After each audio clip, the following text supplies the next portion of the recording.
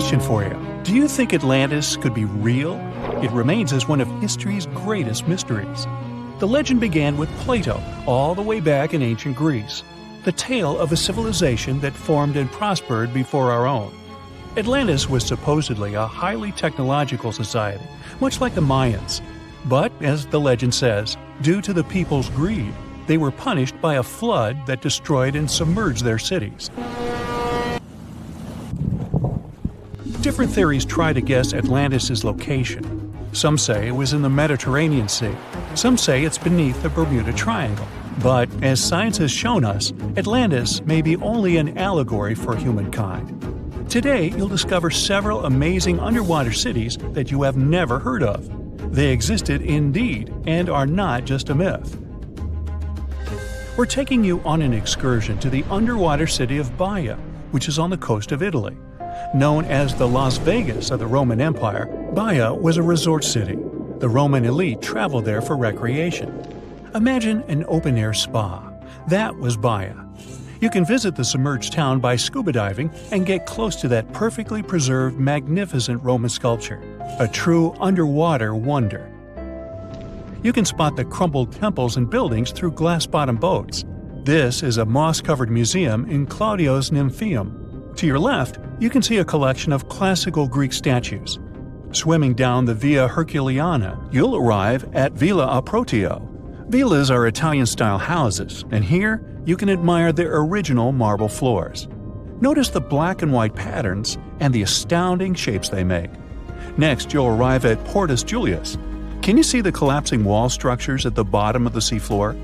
You'll see well-preserved columns and limestone floors. Behold the ruins of the thermal baths of Lacus. The remaining multicolored mosaics are something great to see. You'll see their orange, blue, and green tiles if you get close enough. At Pisoni's Villa Pila, you'll see 25 preserved Roman pillars. Notice the arches, the frescoes nearby, and the magnitude of this well-kept treasure.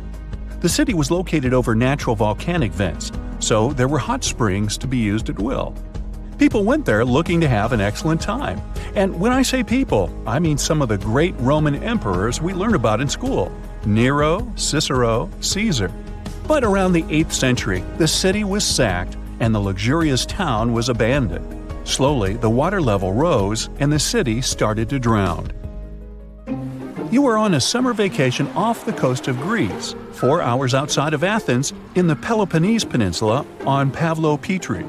You dust off your snorkel and head for a free dive on a bright sunny day. Sometime into the dive, you start noticing patterns on the seabed. 13 feet below the surface, the outline of familiar objects starts to appear, one by one. As you continue swimming, what looks like the outline of an entire city emerges before your eyes. You wonder, how could water have taken the whole city? Rocks are perfectly aligned into what appears to be the foundation of a building. Nicholas Fleming, a British oceanographer on vacation in Greece, was the person that discovered Pavlopetri. He was documenting the seafloor artifacts. The team found the site filled with pots, storage vessels, and tools. A quern stone, for instance, is a tool used for grinding grains and turning them into flour. Multiple amphoras, which were found then, indicate that this settlement dated back to the Bronze Age, 5,500 years ago, when people started living in towns. The settlement is believed to have lasted for over 2,400 years. Pavlopetri is considered today the oldest submerged town yet found, and it's impressive that it wasn't a simple village. It was a vibrant port city with stone-built buildings, a marketplace, streets, and even squares. Let's continue our exploration and find secrets in other underwater cities. You are diving off the coast of the Ryukyu Islands. Pacific waters are far from smooth. There's a strong current pulling you into the deep sea. Suddenly, you see a huge structure thanks to the sunlight shining down on the seabed. At first, it looks like Machu Picchu's ruins across the globe in Peru. As you approach it, you slowly figure out its form. A pyramid-shaped structure, arches, staircases. It's something that could have easily been a palace or castle. Could this also be a sign of human activity? What you just saw is known today as the Yonaguni Monument. It also goes by the name of Japan's Atlantis. The entire monument is about the size of 5 football fields and the height of a 5-story building. Its most surprising feature is its expansive terraces that host large crowd gatherings. Explorers and scientists believe that Yonaguni dates back to 10,000 years ago. But whether it is a man-made structure or a natural formation is still under debate. For Japan's top marine geologist, Professor Masaki Kimura, Yonaguni is the heritage of a lost civilization. Kimura has dived into exploring the ruins over 100 times over the past 10 years. According to him, there are clear signs of human activity down there. The Triangle Pool, located on the monument's surface, is a triangle-shaped concave that is a historical symbol of water fountains in the region. There is also a giant turtle carved on the eastern side of the structure. And according to Kimura, turtles have an important cultural meaning. Several pieces of stone tools have been recovered from the site. Their estimated age dates back to 10,000 years ago. However, not all scientists are convinced of the same. For many, Yonaguni is the result of thousands of years of erosion. The fact that the monument is composed of one massive rock leads them to believe that it is not human-made. The defined edges and flat surfaces resemble a natural formation occurrence in Northern Ireland, known as Giant's Causeway. A series of interlocking basalt columns look like the ruins of a palace, but they were the result of volcanic activity in the region. Well, stay tuned for more underwater discoveries. The next stop on our voyage is one of today's most famous underwater cities that has turned into an underwater archaeological park. The city of Port Royal in Jamaica exists today only below the surface. But in 1692, it was one of the wealthiest cities in the Western Hemisphere. Port Royal was the center of the British Empire at the time, and an important trade city that attracted people from all over. It was also home to real-life pirates of the Caribbean. On the morning of June 7, 1692, the people of Port Royal met a different fate than they probably expected. The bars and restaurants beaming with life woke up shaking. People were taken out of bed with the power of a massive earthquake, estimated today at 7.5 on the Richter scale. One survivor says he saw the earth opening up and swallowing the town whole. What he said could be true, as the city was mainly built over sand. The ground sucked buildings, roads, and everyone above. Geysers erupted, and finally, waves as big as 10-story-high buildings hit the city. About 33 acres of the city disappeared underwater, and amazingly, most of its 17th century remains lie in good condition under 40 feet of water. In the ruins, archaeologists have found taverns, storage rooms, kitchens, and recreational buildings used for diverse purposes. You can see a grand lion statue, a submerged bridge, and many picturesque arches. Now, do you fancy a trip to India? Just outside its coast lies another sunken marvel. A site known as the Lost City of Cambay is located on the Gulf of a similar name. It remained hidden until 2001, when the National Institute of Ocean Technology did a routine water assessment. With sonar technology, which sends a wave of sound to the bottom of the sea, they found something far beneath the surface. Images showed well-defined geometric shapes spread along a 5-mile stretch. The remains found dated to more than 9,500 years ago, meaning that this civilization was lost at around the end of the Ice Age. Debris recovered from the site included construction material, pottery, beads, sculptures, and even bones. Scientists argue whether these artifacts are indeed from the site, but if they truly are, then the lost city of Cambay would be the oldest civilization in the world. Imagine that it's the year 2025, and our planet has completely changed. Rising sea levels, extreme weather, and the ocean becoming more and more acidic are just some of the problems people have been dealing with for years. But in one of the world's largest coastal cities, the situation has become too serious. It was a sunny day in June when a massive earthquake shook the city to its core. The ground beneath people's feet heaved and shook, and buildings swayed dangerously. People ran through the streets in panic, trying to find safety. But as soon as the ground settled, the inhabitants of the city realized the real danger. A wall of water, almost 100 feet high, was rushing toward the city, propelled by the force of the earthquake. The tsunami hit the city with unimaginable force. Entire neighborhoods were wiped out, and thousands of people lost their lives. But here's where things get interesting. In the aftermath of the disaster, the city's authorities realized that they couldn't just rebuild the city as it was before. They needed to be better prepared for the next potential disaster. And so they came up with an incredibly ambitious project to build an underwater city. The goal was to create a self-sufficient, sustainable city beneath the ocean's surface that could withstand any natural disaster. The underwater city would be powered by renewable energy, using tidal power and underwater solar panels. It would be designed to withstand extreme weather and would have its own emergency response systems. The project attracted some of the world's top scientists, engineers, and architects. They worked tirelessly to design the city and carefully considered every aspect of the project. The underwater city would have everything that a typical city had, from schools and hospitals to stores and restaurants. There would be underwater farms where fish and other marine creatures could grow. The city would even have its transportation system, advanced submarines, and underwater tunnels connecting different parts of the city. The project became a shining beacon of hope for people. It showed that even in the face of disaster, we could come together to create something amazing. But as time went on, the project no longer seemed so perfect.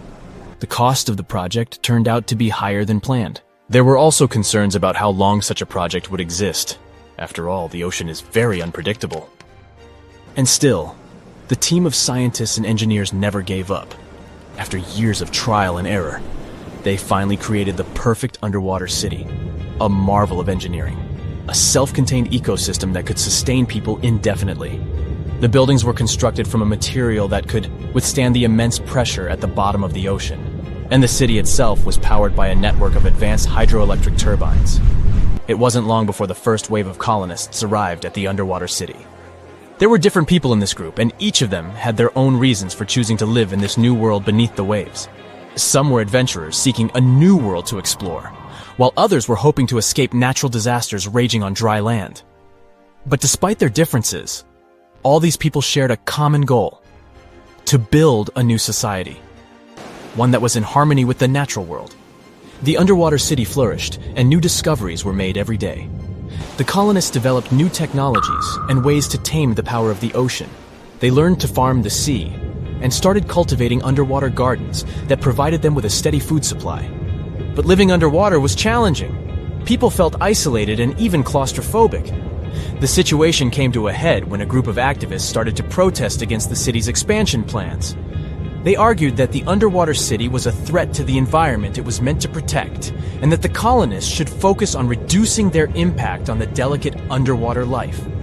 The protests sparked a heated debate among the colonists. Some of them argued that the survival of the city depended on its growth and expansion. Others claimed that the city needed to prioritize the protection of the environment above all else. In the end, a compromise was reached. The city would continue to expand, but the main priority would be sustainability and a responsible attitude to nature. The colonists would do their best to reduce their impact on the environment by using new technologies and following strict conservation rules. And they would also remember the importance of protecting the ocean and its fragile ecosystem. Years went by, and the underwater city continued to thrive. New generations of colonists were born, and they grew up in a world entirely different from the one their ancestors had known. They never saw the world on the surface, but appreciated the beauty and complexity of the underwater world they called home. And as the years passed, the city became a symbol of hope for a world struggling with the devastating effects of climate change. It showed that despite all difficulties, people could come together to create a better world. It is a reminder that the future is not set in stone, and that we can build it sustainably and in harmony with the natural world. Some people are still afraid of sailing through this region because more than 50 ships and 20 planes have disappeared here since the mid-19th century. You won't find this place on a regular paper map, as it's not an official region of the Atlantic Ocean. It's just an imaginary area of water in the shape of a triangle near the southeastern coast of the US. Right now, we're going there to debunk all the myths and fairy tales about this place. The most popular theory says that the ancient city of Atlantis was once located where the Bermuda Triangle is now. It was inhabited by a more advanced civilization than the rest of the people on Earth. In this area, some mysterious crystals were installed that generated infinite energy and powered the entire city. Then the city sank, and its ruins still lie on the bottom of the Atlantic. But among its ruins, there are still places where crystals work. They're the reason for most disappearances. Crystals randomly release beams of energy towards the surface and disable the electronics of planes and ships. There are no facts to support this theory. Someone once wrote this legend in a book about the Bermuda Triangle, and some people have been supporting it ever since. However, there's some oddity associated with electronics. Astronauts of the International Space Station noticed the Earth's magnetic field is weakened in the Bermuda Triangle area. This field is a shield that protects us from solar radiation. Above the triangle, the particles of the sun's rays move faster than in any other part of the planet. This causes unstable work in the electronics of satellites flying in the atmosphere of Earth. It doesn't apply to ships and planes, though. There's also a theory that the Bermuda Triangle is the center of a magnetic anomaly causing navigation errors, but regular checks of the magnetic map of this region don't reveal any issues. You arrive at the place, the water is calm, and there's no coming storm in sight. You look at the compass and see the arrow moving from side to side. Oh no, it's begun! Panic rises within you, and you quickly turn the steering wheel of the ship to sail away from this place. Oh, stop. There has long been an explanation for the strange compass behavior in this area. The Bermuda Triangle is one of the rare places on the planet where true north and the magnetic one are in the exact same direction. True north is the geographic north pole of our planet. Magnetic north directs to the north magnetic pole, which constantly wanders around the Earth. Sometimes these poles coincide, and the straight line that connects north and south is called the agonic line. If you fall into this line, your compass will behave strangely. It won't point exactly to the north. Imagine that you're the captain of a ship sailing in the Bermuda Triangle at the beginning of the 20th century. You need to know where north is to get to the shore. You look at the compass and it points incorrectly. You're deviating from your original course and sailing in the wrong direction. There's the Caribbean Sea near the triangle, peppered with small islands. The sea floor here isn't deep. The ship can get in shallow waters. And now, the ship is stuck on a shoal, and you have no idea where you are. If this were the 21st century, the ship's captain would be able to reach the shore using GPS and other modern navigation. But the most interesting thing is that the compass would work correctly this time, since the magnetic North Pole hasn't already coincided with the true one for a long time in the territory of the Bermuda Triangle. The agonic line is somewhere far away from here. There are no problems with navigation now, but for some reason, this is where ships disappear. In fact, not just here. Throughout the Atlantic Ocean, there are places where many more ships have gone. The Bermuda Triangle is not even in the top 10 of such places. One of the main reasons why many ships are lost here is that one of the most popular shipping routes in the Atlantic passes through the Bermuda Triangle. And the more ships in one place, the more shipwrecks. Simple probability. Other theories say there's a space-time rift in this region. Ships and planes fall into this rift and end up in the past or the future. But for some reason, there's not a single proof of this myth. There's no reason to think that the rift is hidden somewhere here. The base of an extraterrestrial civilization is located in the Bermuda Triangle. Visitors from other galaxies steal sea vessels along with the crew, so no one finds the wreckage of the ships. This is also a popular myth that has no scientific justification. Sunken ships are not found here, as there's one of the deepest trenches in the world. Any sinking ship will sink to a depth of about 19,000 feet.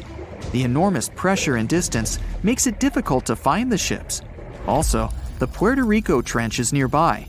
In some spots, it's as deep as 27,500 feet.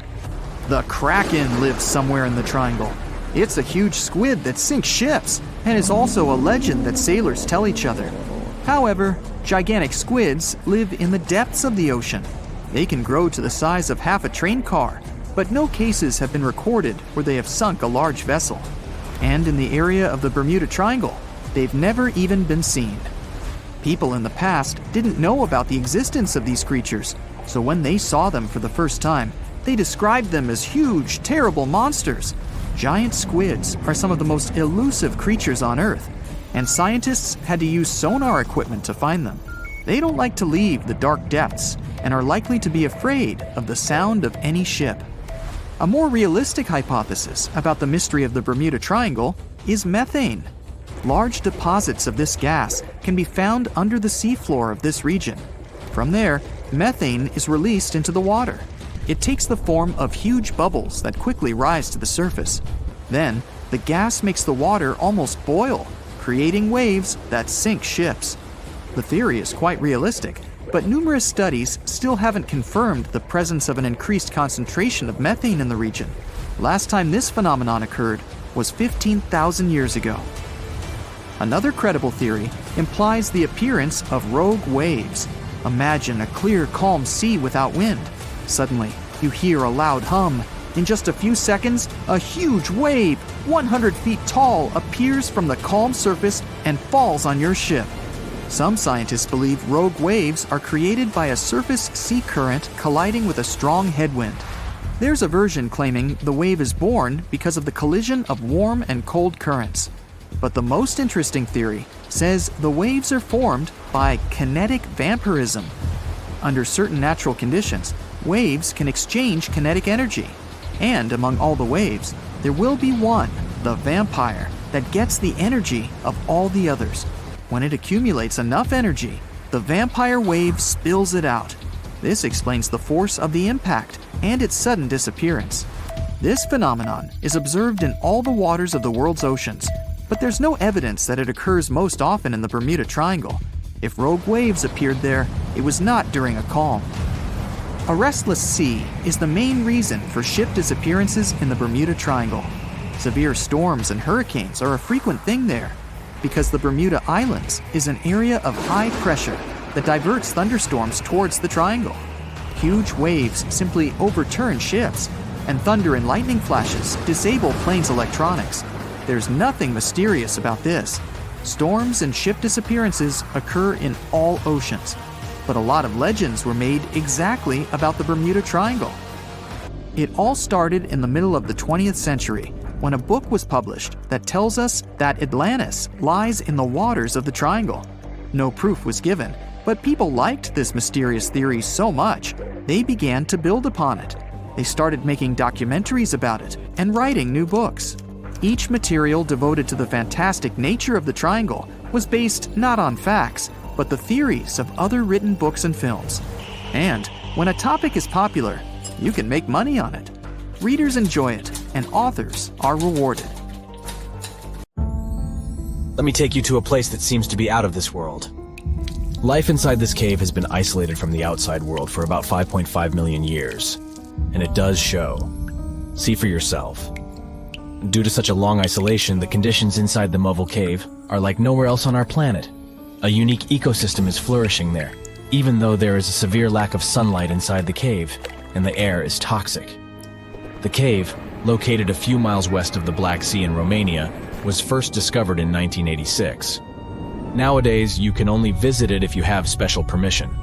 Plus, the central caverns are guarded naturally by narrow limestone tunnels and vertical shafts. So, if you're no stranger to claustrophobia, you'd probably better not enter this place. In the depth of the cave, the air has twice less oxygen than the air outside. Instead, it contains a lot of carbon dioxide and hydrogen sulfide, so not the freshest air you can breathe. It's also pitch black inside the cavern. But despite, or should I say thanks to, this cocktail of extremely harsh conditions, the site is a true goldmine for biologists. Shockingly, life seems to be booming here. In a 1996 study, scientists identified 48 species, and 33 of them were unique to the cave. Most of the creatures inhabiting the cave are tiny, with long limbs and antennae that help them navigate in the dark. They have no vision and lack pigment, and it makes sense. Why would you need to be able to see if you live in total darkness? And why would you need to be pretty and colorful with no one to see you? Now, I'm going to take you to another cave. It's no less amazing, but looks very different. This is the Giant Crystal Cave, aka the Cave of the Crystals, in Mexico. These ginormous crystals were found in 2000 by a mining company after the water was pumped out of the cave. 2 miners then saw the crystals after entering the drying cave on foot. These awe-inspiring crystals are actually massive gypsum pillars hidden 984 feet underground. They're anchored to the walls and the floor of the scorching hot cave. Scientists estimate that the crystals could have been already growing for 500,000 years. That's why many of them are so long and wide that you can walk across them. Unfortunately, visiting this wonder of nature is impossible at the moment. But maybe it's for the better, since the giant crystal cave is a dangerous place that can easily turn into a trap. For tens of thousands of years, it was filled with groundwater, which was originally pushed upward into the opening by a magma chamber located in the depths of our planet. The magma under the cave kept the water hot, but eventually the temperature of the water dipped below 136 degrees Fahrenheit. As a result, the water started to fill with calcium and sulfate, whose particles began to recombine into gypsum. And then, white-tinted crystals took over the cave. And since they stayed underwater, they were able to keep growing. You don't have to fly to space to take a closer look at a black hole. Scientists have found something very similar to black holes in the southern Atlantic Ocean. A black hole has such an enormous gravitational pull that once something gets pulled inside, it doesn't have any chance to escape. Even light can't get out of a black hole. But ocean black holes seem to be almost as powerful as their space relatives. But instead of catching the light, they do the same with water. Ocean eddies are massive whirlpools that spin against the main current. They usually swirl billions of tons of water, and most of them are larger than a city. These whirlpools are so powerful that nothing trapped by them can escape. But the scariest thing is that you might not even notice heading into one of them. These things are so huge that you won't spot their boundaries until it's too late. When scientists started exploring ocean vortices with the help of satellites, they discovered the borders of several eddies. After that, they managed to prove that, mathematically, these whirlpools are the same as mysterious black holes in space. Massive eddies are surrounded by super-tight barriers where fluid moves in closed loops. Even water can't get out from the inside of these loops. That's why tight ocean vortices play the role of enormous containers. Water inside them can be totally different from the ocean surrounding an eddy. And I'm not only talking about its temperature. The salt content inside and outside a whirlpool often differs as well. On the thin Curonian spit splitting the Baltic Sea from the Curonian Lagoon, there is one of the most bizarre places on Earth. Locals call this area the Dancing Forest because pine trees in this forest have shockingly unusual shapes. They twist in spirals and circles along the ground. There are some theories why it could be happening, of course. Some people claim that huge amounts of positive and negative energies once clashed in that spot. More down-to-earth individuals believe that the reason is geological. Sandy soil in the area is too unstable to hold trees growing upright. The most popular is the idea that strong winds blowing from the water influence the shape of the trees. In any case, experts haven't come to the final conclusion yet. Look at these underwater crop circles. For the first time, they were spotted in 1995, close to southern Japan's coast. Local divers called these 7-feet-wide structures mystery circles. The enigma had been plaguing many minds for almost 16 years until the culprit was finally caught. Imagine the researchers' surprise when it turned out to be a male pufferfish. The fish needs a bit more than a week to build one circle, and the aesthetics are obviously crucial. A male is swimming inside the circle, digging valleys in the sand with its fins. But that's not all. The fish also use shells and corals to decorate particular parts of their circles. This whole build-a-circle thing has a practical purpose as well. The way a male fish swims pushes the sand toward the center of the circle and creates a mound which later serves as a nest. The next mystery on our list is in the Caribbean. Just off the coast of Belize, there's a giant sinkhole. That's the Great Blue Hole. It's about 1,000 feet across and more than 400 feet deep. Once, a long time ago, this hole was a cave. But then rising waters filled it, making it collapse in on itself. The deeper you'll descend into the Great Hole's crystalline waters, the darker it will become. You'll see tons of stalactite-filled caves there, but entering them is extremely dangerous, unless you want to get hopelessly lost. Once you reach a depth of 50 feet, you'll notice that the water is shimmering. That's the invisible line dividing the sinkhole's salty top from the freshwater abyss. You might want to turn back right now. Who knows what you might come across in the murky depths. There was an old Amazonian legend that told about the river that was so hot that it boiled. And it was believed to be just a legend until Peruvian geoscientist Andres Russo questioned if the river could be real. All experts denied such a possibility. After all, hot rivers do exist, but only in the areas where there are volcanoes. As for the part of the country mentioned in the legend, there are no volcanoes in that region. But Andres Russo was too dedicated to give up. And in 2011, he finally located the river from the legends. The water in it was indeed steaming hot. Its temperature was 186 degrees Fahrenheit, not boiling, but pretty close to this point. But what shocked the researcher the most was the size of the river. One could think that the almost boiling water was the result of the activity of an underwater hot spring. But thermal pools are always small, while the river is 20 feet deep and flows for almost 4 miles. This is the only river of its kind on our planet. More than 50 ships and 20 planes have disappeared here since the middle of the 19th century. You won't find this place using an ordinary paper map, since it's not an official region of the Atlantic Ocean. It's just a small area of water in the shape of a triangle, located not far from the southeastern coast of the US. In the 20th century, this place became a legend. Some believe it's home to a secret base. Others are positive it's a time portal. Ships get caught in a strong storm and move to the past or the future.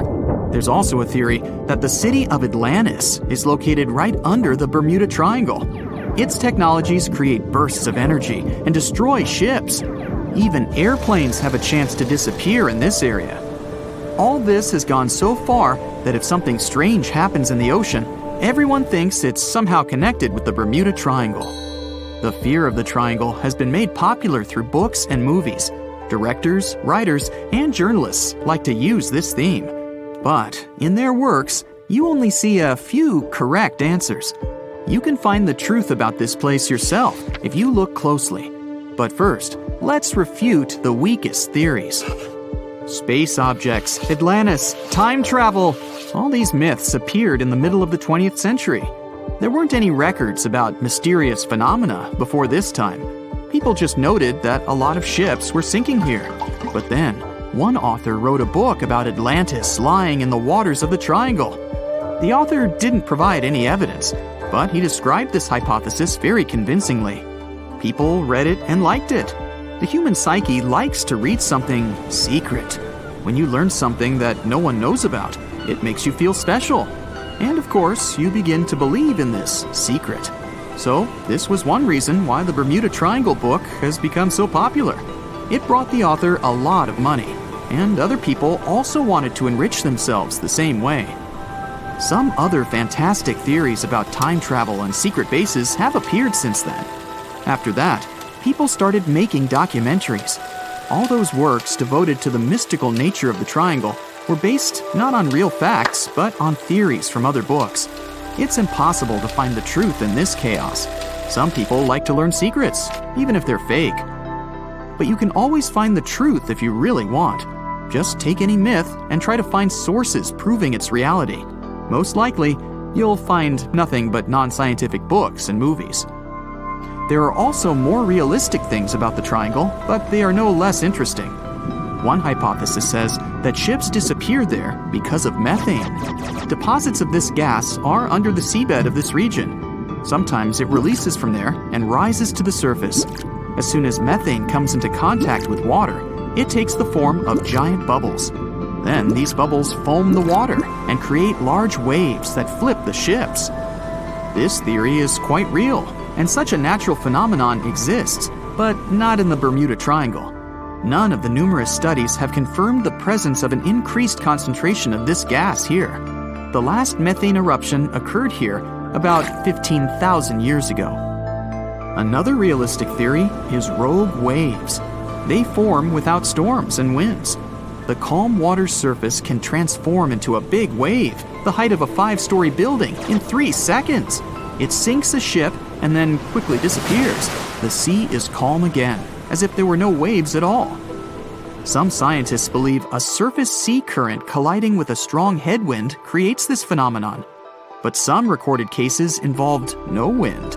Another version says the wave is born thanks to the collision of warm and cold currents. But the most exciting theory talks about kinetic vampirism that forms the waves. Under certain natural conditions, waves get the ability to exchange kinetic energy. And among all the waves, there will be the biggest, the vampire one. It absorbs the energy from all the others. When the power is accumulated, the vampire wave splashes it out. This explains the force of the impact and its sudden disappearance. All theories seem logical, but scientists still can't figure out the nature of this phenomenon. Yes, rogue waves can carry ships underwater, but not only in the Bermuda Triangle. They rarely appear in all the waters of the world's oceans. So let's move on to the next theory. Some of those who sailed through this place reported their navigation devices had become unstable. The compass and electronics broke down. The signal and radio communications were lost. We need to look at the triangle from space to find out the reason. If you use special sensors and devices, you'll see that the Earth's magnetic field is weakened above the Bermuda Triangle. This field is a shield that protects us from solar radiation.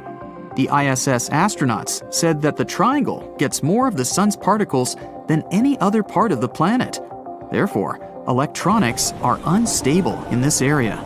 But such failures don't occur with satellites and other space objects flying within our planet's atmosphere. Areas with a weakened magnetic field appear all over the world, and they hardly ever disrupt navigation.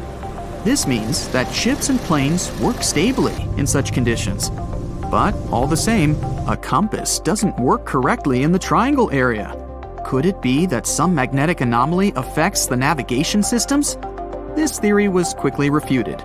Scientists regularly check the magnetic map of this region and don't find any deviations from the norm. The reason for the unstable functioning of a compass is not an anomaly. The Bermuda Triangle is one of the few places on the planet where the true north and magnetic poles coincide. True north is the geographical North Pole. The magnetic pole is constantly moving around the globe directly to the north. Sometimes these poles collide and cause such a phenomenon as agonic lines. If you fall under this line, your compass will behave strangely and won't point you to the true north. That's why so many ships disappeared in this place at the beginning of the 20th century. People used an ordinary compass. They didn't have modern navigation technologies, and the misfunctioning of the compass could have led to disastrous consequences. Imagine that you're a ship's captain in, let's say, 1901. Your compass is guiding your way. You know you always need to sail north to get to land. Then you get into the Bermuda Triangle. You look at the compass and notice the arrow position has slightly changed. Now you need to move in another direction. This direction is the wrong one, but you don't know about it yet. You take the wrong path and end up in the Caribbean region. This area is full of tiny islands, and the seabed is not deep here. Your ship gets on a shoal. You're stuck and have no idea where you are. That's how some ships disappeared in this region. But if you had GPS, you wouldn't have lost your route and would have sailed safely to land. By the way, now, in the 21st century, you can use a compass here without problems, since the magnetic North Pole doesn't meet the true one on the territory of the Bermuda Triangle anymore. The agonic lines are somewhere else right now. But still, for some reason, ships get lost here. And now we come to the most unexpected solution to the Bermuda Triangle problem. Yes, boats sometimes disappear in this region. And the reason for this is water, ocean, nature, call it whatever you want. Unfortunately, ships sink all over the world. Don't be afraid of just one triangle. There are places in the Atlantic Ocean territory where more boats disappear, and the Bermuda Triangle is not even in the top 10 of them. But why does no one know about them? Well, it's because people wrote fairy tales about one particular place. One of the most popular ship routes of the Atlantic passes through the Bermuda Triangle. Can you guess where most shipwrecks occur statistically? In a place with many sailing ships. That is, in this region. The only true statement about the Bermuda Triangle is frequent storms. But even bad weather and a raging sea doesn't always sink ships. Also, hurricanes often form in the Triangle territory. The Bermuda region has high atmospheric pressure. This pressure diverts storm clouds away towards the Triangle. Strong winds and large waves can sink ships, and lightning flashes can damage planes, but this is not unique. So, don't blame the Triangle for all the problems. It's a beautiful and picturesque place that attracts many tourists. It was the wealthiest and most beautiful city ever to be seen. Stepping through its central gate alone would take your breath away with its elaborate decorations and towering marble statues. Everywhere you'd look, you'd find yet another marvel of civil engineering and cultural prowess. Yes, the lost city of Atlantis was truly the pinnacle of ancient civilization. That is, if it ever existed. Since it was supposedly swallowed by the sea in its entirety, it's no wonder some curious minds linked it to the Bermuda Triangle, another subject of endless mystery in popular culture, suspected of swallowing quite a few missing planes and ships. In the late 1960s, it's said that a group of treasure hunters stumbled upon the remains of an ancient city while diving in the Bermuda Triangle off the coast of Miami. Not only did they claim to encounter some intricate-looking ruins, but they also claimed that they found a glass pyramid there, larger than any other pyramid ever discovered in Egypt. A huge glass pyramid on the bottom of the Atlantic Ocean? No, that story turned out to be a hoax. Nevertheless, we do know that strange phenomena are still happening in the Bermuda Triangle, like volatile water currents or even the occasional vortex. When anyone mentions the Bermuda Islands, this mythical triangle is often the first thing that comes to mind, due to all the mysterious disappearances or unexplained malfunctions. But there's a lot more to this territory than one mysterious triangle. Let me tell you about it, just in case you might want to visit. For a time after its discovery, Bermuda was briefly known as the Somers Isle, named after George Somers, a British privateer and naval hero. But the name that eventually stuck was the initial name, Bermuda, named after Juan de Bermudez, an explorer from Spain who discovered it in 1505. It's the oldest remaining British territory overseas, going back to a time before even the United Kingdom was established. The island's geographical creation is also unique. Scientists have recently discovered that the volcano that had generated this piece of land is like no other on Earth. Since it has pleasant weather almost all year, it's a great place for golfing, sporting 8 world-class courses, often frequented by famous golf players or celebrities. You might just run into one by accident, if you're lucky.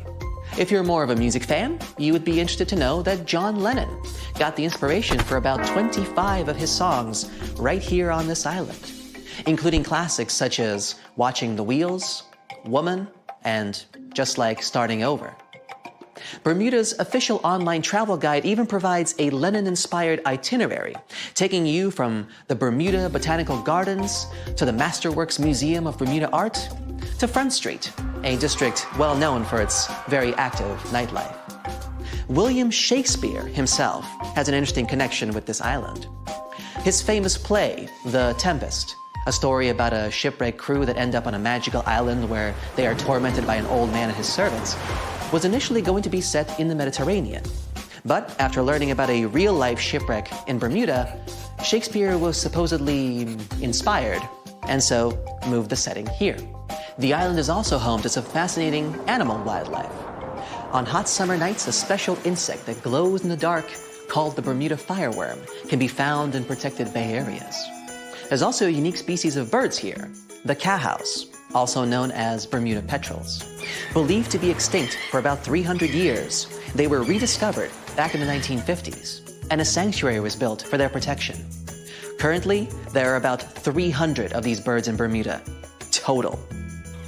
Some of the first sailors to end up on the island at times reported strange sounds coming from inland and the surrounding waters after sunset. They even described what they heard as children screaming. So, of course, they thought it must have been because of witches or sea monsters. It took a little more time and research to figure out the sounds were coming from the cowhouse. These birds emit a very specific sound that can be easily confused with distressed human noises. Just as the Netherlands are famous for their tulips and Brazil for its coffee, Bermuda is well known for, drumroll please, onions. Yes, Bermuda used to export an amazing amount of onions back in the day, and the general quality of the vegetables produced here is said to be very high. Bermudians, that's how people living in Bermuda are called, are so proud of their onion heritage that when the clock strikes 12 on New Year's, a giant-sized onion decorated with beautiful lights is dropped in St. George's Town Square to usher in a new year. This is a big part of Bermudian tradition, as their onion heritage is a point of pride for the Bermudian people. The community of Bermuda is known to be tight-knit and to be very friendly and sociable. It's common to say hi to everyone on the street, even if you aren't properly introduced. Not greeting people when entering a shop or jumping into a bus is actually considered rude, so be sure to get accustomed to locals saying hello when paying a visit. Another fascinating aspect of Bermuda is its architecture. The houses are all painted in bright, zesty colors. Bermudians take very good care of their homes, even repainting them every 4 to 5 years. And they can even choose the color of their house without any limits. The roofs, however, are a completely different story. When visiting, you will notice that they are all white and terraced. Here's why. Since there is no public water system in Bermuda, people living here have to collect their own water. And that's what the roofs are for. Rainwater is collected on the roofs and then funneled into water tanks for storage and future use. That's why it's so important that the roofs remain white. Not only is it much easier to spot debris on a white surface, but the white cement also helps with sanitizing the water. What about transportation? Well, only residents can drive a car here, and only a single car is permitted per household in terms of ownership. So if your trip itinerary includes renting a car, you may want to rethink it. If riding a bus is not your preference, there's always the option of renting a scooter. You just have to remember to drive on the left side of the road. It is a British colony after all. This wonderful location is also one of the few places on Earth with pink, sandy beaches. Because it's surrounded by coral reefs that are responsible for the special red pigment, Bermuda is home to some of the most spectacularly colored beaches in the world, such as Horseshoe Bay Beach, West Whale Bay, or South Shore Park.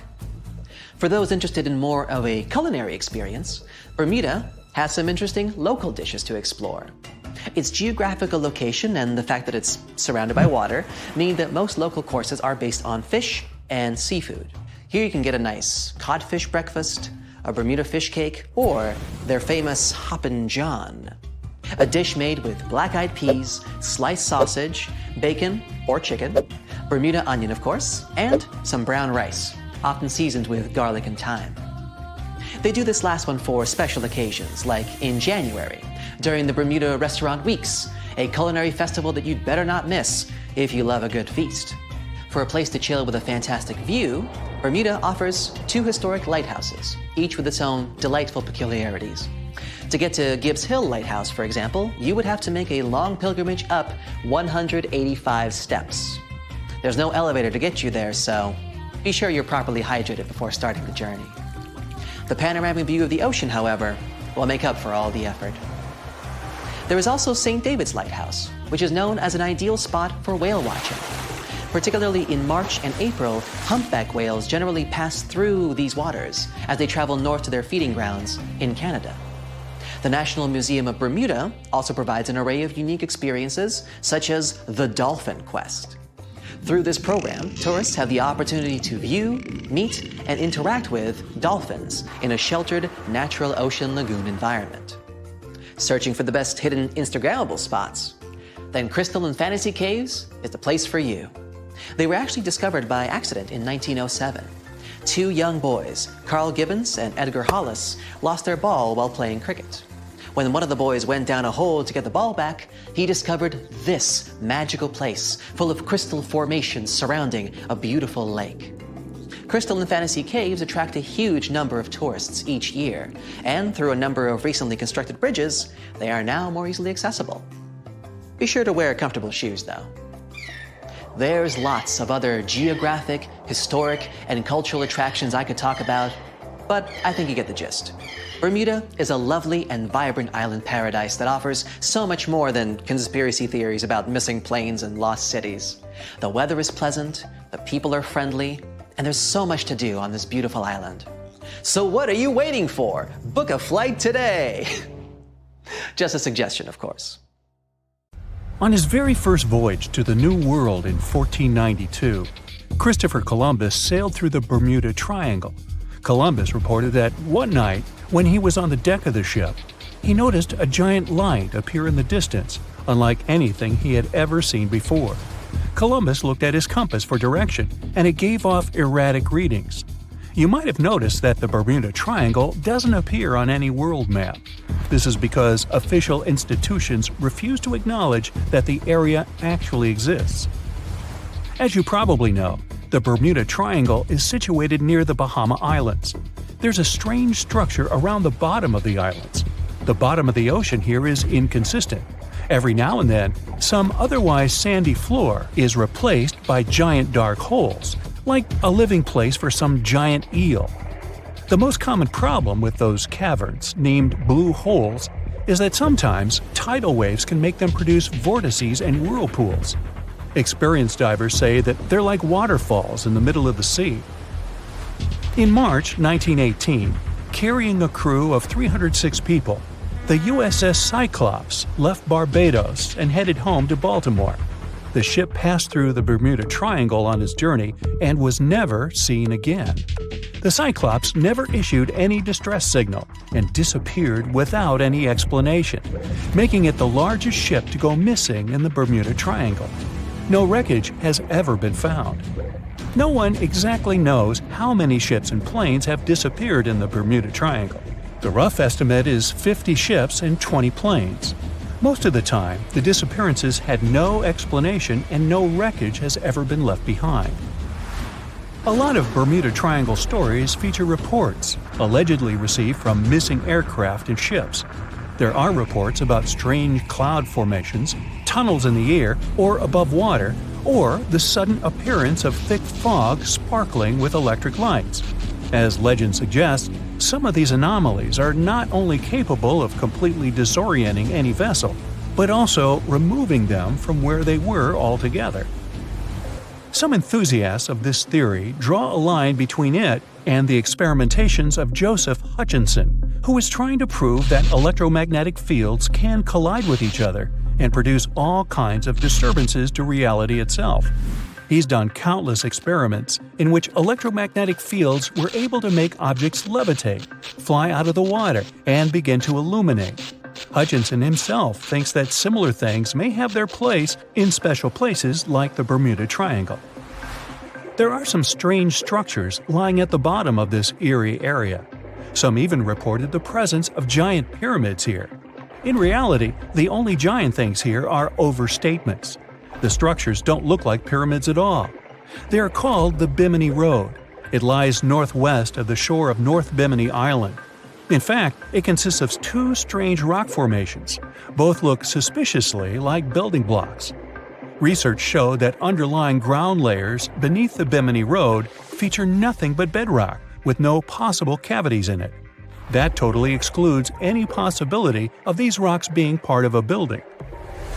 In the year 1800, a large sailing vessel called the USS Pickering departed from the U.S. on its way to the West Indies. The ship sailed into the Bermuda Triangle along with its 90-man crew and was never heard from again.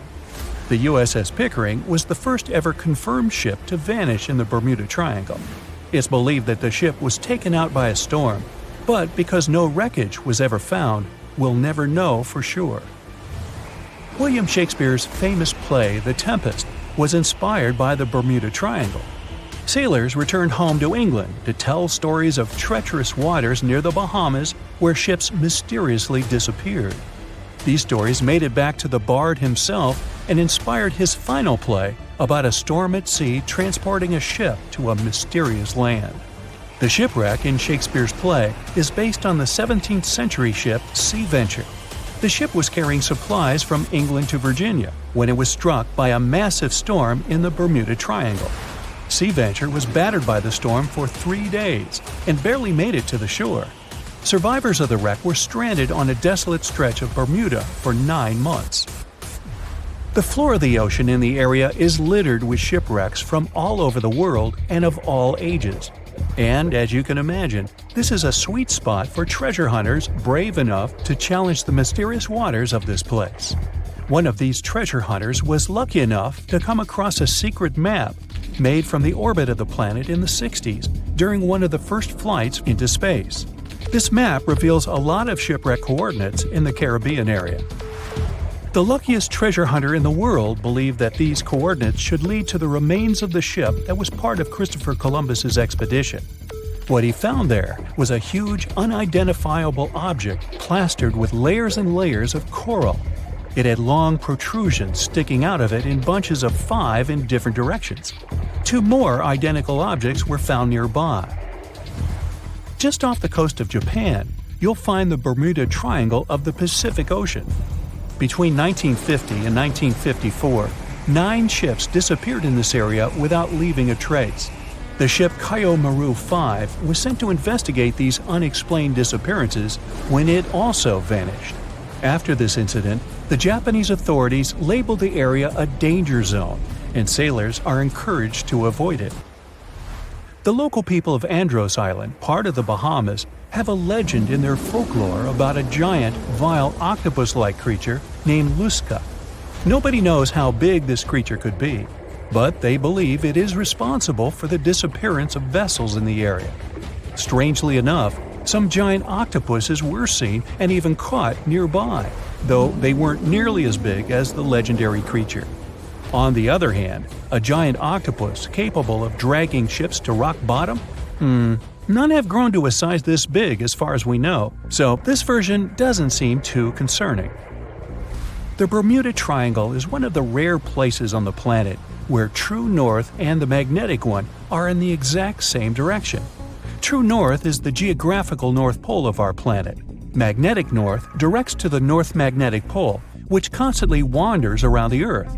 Sometimes these poles coincide, and the straight line that connects north and south is called the agonic line. If you fall into this line, your compass will behave strangely. It won't point exactly to the north.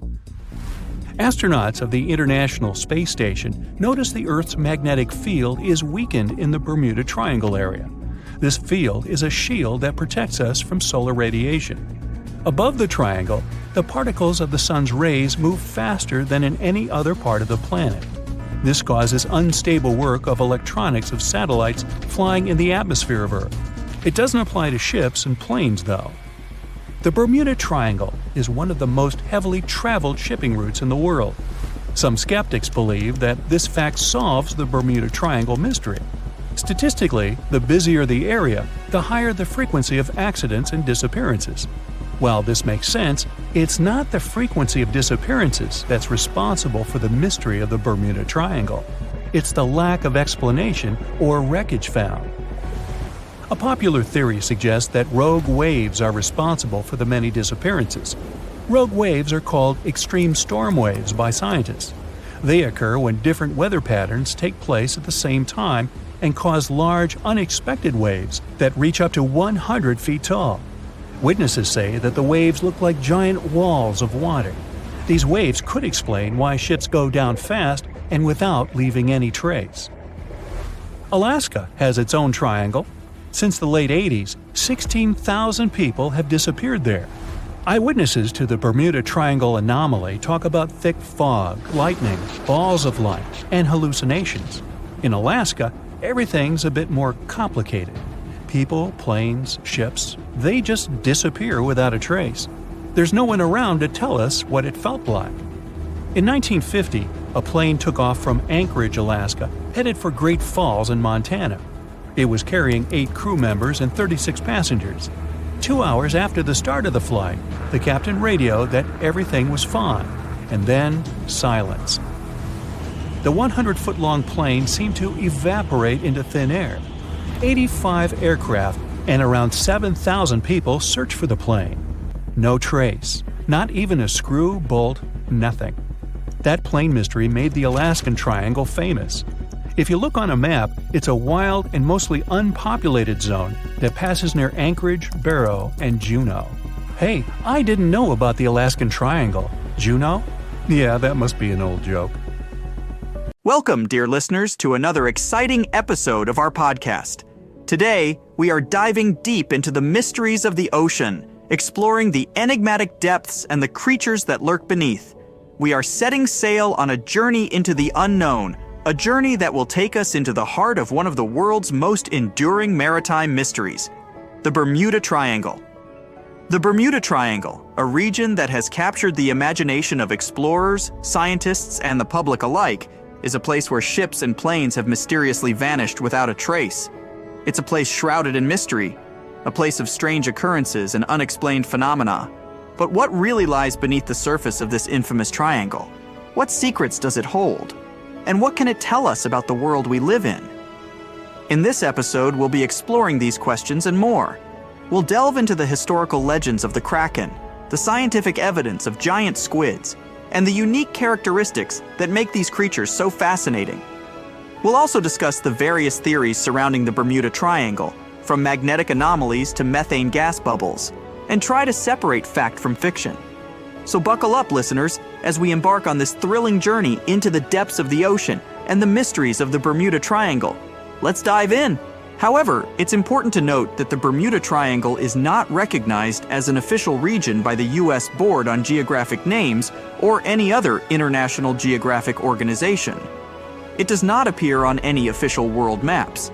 Instead, it exists primarily in the realm of popular culture and folklore, a testament to our fascination with the unexplained and the unknown. Despite the lack of official recognition, the Bermuda Triangle continues to captivate the public imagination. It's a place where the ordinary rules of physics and nature seem to be suspended, a place where the unexplained is the norm. Whether or not the Bermuda Triangle is a hotbed of paranormal activity or simply a region prone to natural disasters and human error, the term Bermuda Triangle has become a symbol of the world's most enduring maritime mysteries. Let's remember Christopher Columbus, the famed explorer, had his own brush with the mysteries of the Bermuda Triangle. On his first voyage to the New World in 1492, Columbus sailed through what is now known as the Bermuda Triangle. His logs from this voyage provide the first written accounts of strange occurrences in this region. According to Columbus's logs, on the evening of October 11th, 1492, he noticed that his compass was behaving strangely. The needle, instead of pointing to magnetic north, was fluctuating and pointing erratically. This was one of the first recorded instances of compass anomalies in the Bermuda Triangle. In addition to the compass anomalies, Columbus also reported seeing a strange light in the distance. He described it as a small wax candle that rose and lifted up, which to some seemed to be an indication of land. However, the light was observed 4 hours before land was sighted, and its source remains a mystery. Columbus's encounter with the Bermuda Triangle adds an intriguing historical dimension to the region's mystery. His accounts of compass anomalies and strange lights are consistent with many of the later reports of unexplained phenomena in the Bermuda Triangle. While Columbus may not have understood the significance of his experiences at the time, his logs provide early evidence of the unusual occurrences that have come to define the Bermuda Triangle. Let's talk some more about one of the most famous incidents associated with the Bermuda Triangle is the disappearance of Flight 19. This incident occurred on December 5th, 1945, when 5 TBM Avenger torpedo bombers, collectively known as Flight 19, vanished during a routine training mission. The flight, led by experienced flight instructor Lieutenant Charles Taylor, took off from the Naval Air Station Fort Lauderdale in Florida. The plan was for the squadron to conduct a bombing exercise in the area, then head north over the Grand Bahama Island before returning to base. However, things didn't go as planned. About an hour and a half into the flight, Taylor reported that his compasses were malfunctioning and that he believed they were flying in the wrong direction. Despite attempts from the ground control to guide them back, the flight continued to stray off course. As the hours passed, the weather deteriorated and radio contact with Flight 19 became increasingly sporadic. The last transmission from the flight was a request for a weather check. After that, Flight 19 was never heard from again. A search and rescue mission was launched, involving hundreds of ships and aircraft. Tragically, one of the search and rescue planes, a PBM Mariner with a 13-man crew, also disappeared without a trace. Despite one of the most extensive sea and air searches in history, no wreckage or bodies from Flight 19 or the Mariner were ever found. The disappearance of Flight 19 remains one of the most enduring mysteries of the Bermuda Triangle. The incident has been the subject of numerous investigations, theories, and speculations, but the fate of the 5 bombers and their 14 crew members remains unknown. The Flight 19 incident serves as a stark reminder of the Bermuda Triangle's reputation as a place where planes and ships seemingly vanish without a trace. What else can we learn? Bruce Gernon's experience in the Bermuda Triangle is one of the most documented and intriguing accounts. On December 4, 1970, Gernon, along with his father and a business associate, were flying from the Bahamas to Miami in a Beechcraft Bonanza, a small private aircraft. As they were flying over the Bahamas, Gernon noticed a strange cloud formation in front of them. It was a lenticular, or lens-shaped cloud, which is not uncommon. However, as they approached it, the cloud began to change shape and size rapidly, forming a tunnel or vortex. Despite his initial hesitation, Gernon decided to fly into the tunnel, hoping it would provide a shortcut through the storm. Inside the tunnel, Gernon reported experiencing a sensation of zero gravity and seeing lines of white light streaking past the aircraft. His compass was spinning wildly, and his navigational instruments were malfunctioning. After what felt like only a few minutes, they emerged from the tunnel. When Gernon contacted Miami Air Traffic Control, they informed him that only 47 minutes had passed since his last radio check in the Bahamas. However, the flight should have taken 75 minutes. Somehow, Gernon and his passengers had traveled a distance of 250 miles in a time frame that seemed impossible based on their speed and the time elapsed. Gernon believes that he experienced a time warp or time dilation, a concept from Einstein's theory of relativity, which suggests that time can speed up or slow down depending on the speed at which an object is moving. While this theory is generally applied to objects moving at or near the speed of light, Gernon's experience suggests that it might also occur under certain conditions in the Bermuda Triangle. The Bruce Gernon experience is one of the most fascinating accounts of unexplained phenomena in the Bermuda Triangle. It's a story that challenges our understanding of time and space and adds another layer of mystery to the enigma of the Bermuda Triangle. Let's talk about the inhabitants of these places. The Cookie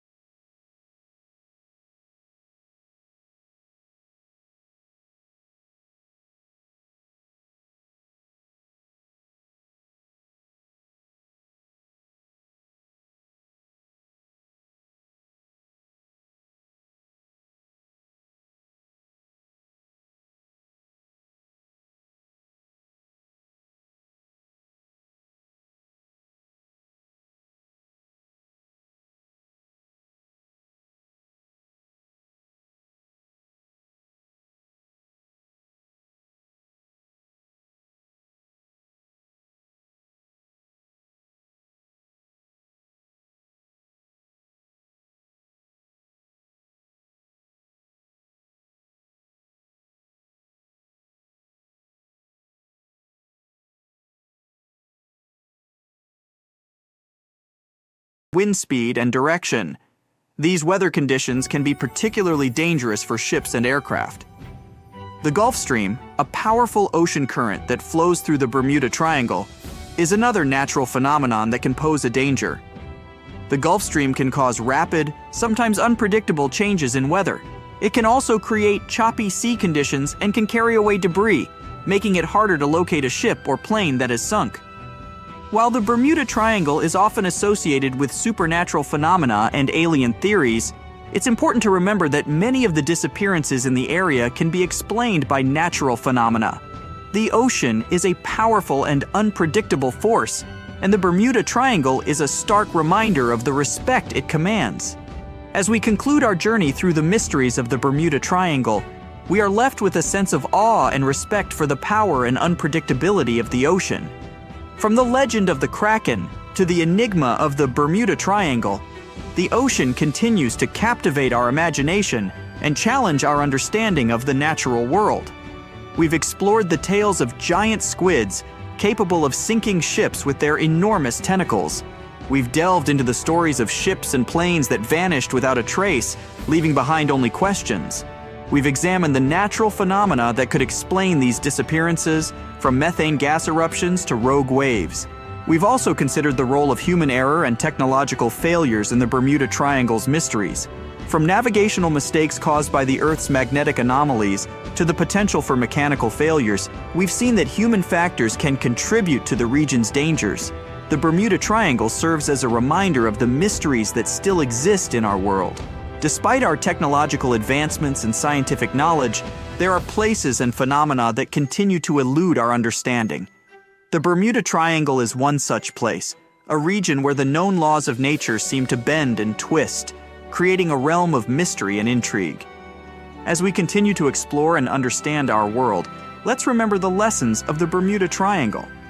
For in the words of Marie Tharp, the pioneering oceanographic cartographer, "The world is a book, and those who do not travel read only one page."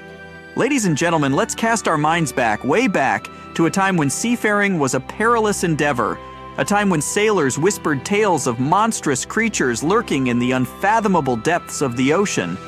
Among these tales, one creature stood out, a beast so formidable, so terrifying, that its very name struck fear into the hearts of the bravest mariners.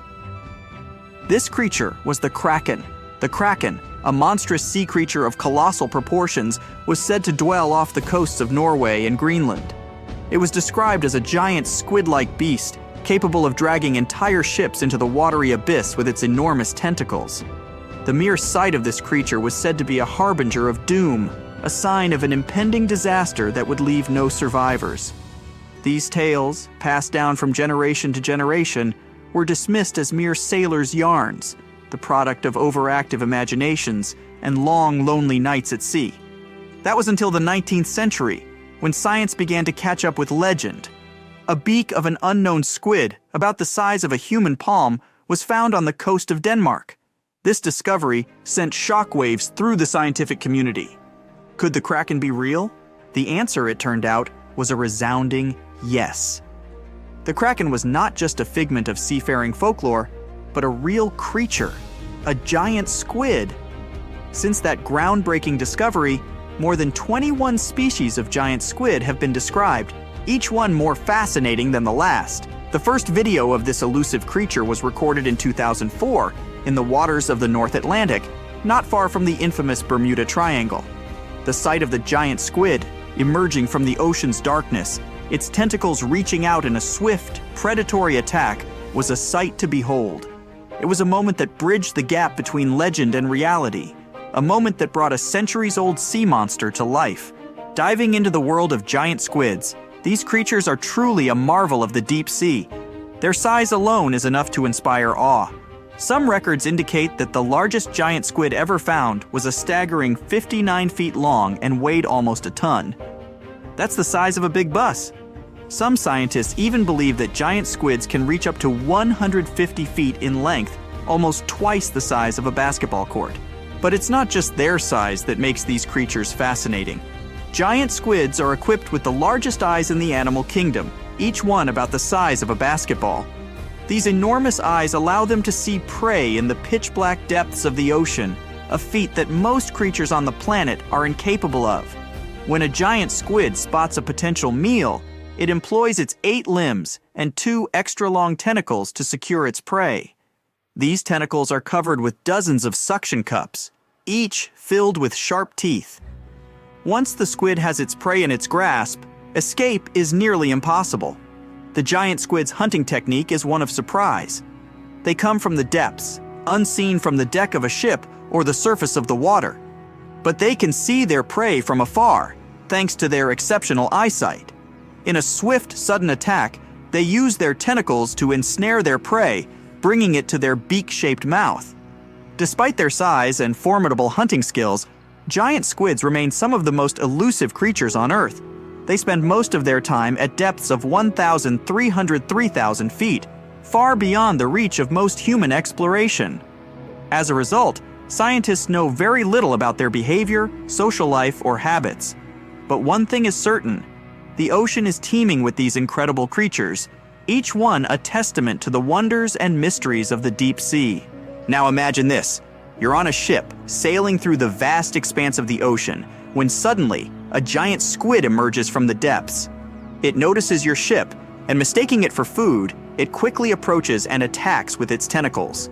With its 8 limbs and 2 extra-long tentacles, it wraps around your boat, biting the deck with the sharp teeth on each arm. The squid's surprise attack is its primary weapon. It comes from the depths, unseen from the deck of a ship, but it can see the ship from afar, thanks to its exceptional eyesight. In a swift, sudden attack, it uses its tentacles to ensnare the ship, rocking it from side to side until one of its parts sinks in the water. However, despite its size and strength, the giant squid is unlikely to sink a large metal ship. While it could potentially cause damage, it's unlikely that a single giant squid could sink a large ship that disappeared in the Bermuda Triangle. But what if there were more than one? What if a group of giant squids attacked a fleet of ships sailing through the Bermuda Triangle? In the past centuries, when ships were made of wood and were lighter, it's possible that giant squids could have sunk an entire fleet. They could have wrapped their strong tentacles around the decks, made holes in the ship's bodies with their sharp beaks, and broken the masts and torn the sails with their toothy suction cups. The ships would have sunk in a matter of minutes, leaving only survivors to reach the shore and tell tales of the monstrous creatures that attacked them. These stories could be the origins of the legends of the Kraken, tales of giant sea monsters that have been passed down through generations. While we now have sonars and equipment for monitoring the sea space, the thought of giant squids lurking in the depths, ready to attack, is a chilling reminder of the mysteries and dangers that lie beneath the surface of the sea. The next topic is Bermuda Triangle, a region stretching between the points of Miami, Bermuda, and Puerto Rico, has been the subject of intrigue and speculation for decades. This area, which is one of the most heavily traveled shipping lanes in the world, has been associated with an unusually high number of ships and aircraft disappearing under mysterious circumstances. Theories about the Bermuda Triangle range from the plausible to the fantastical. Some suggest that the area is a hotbed for unusual natural phenomena.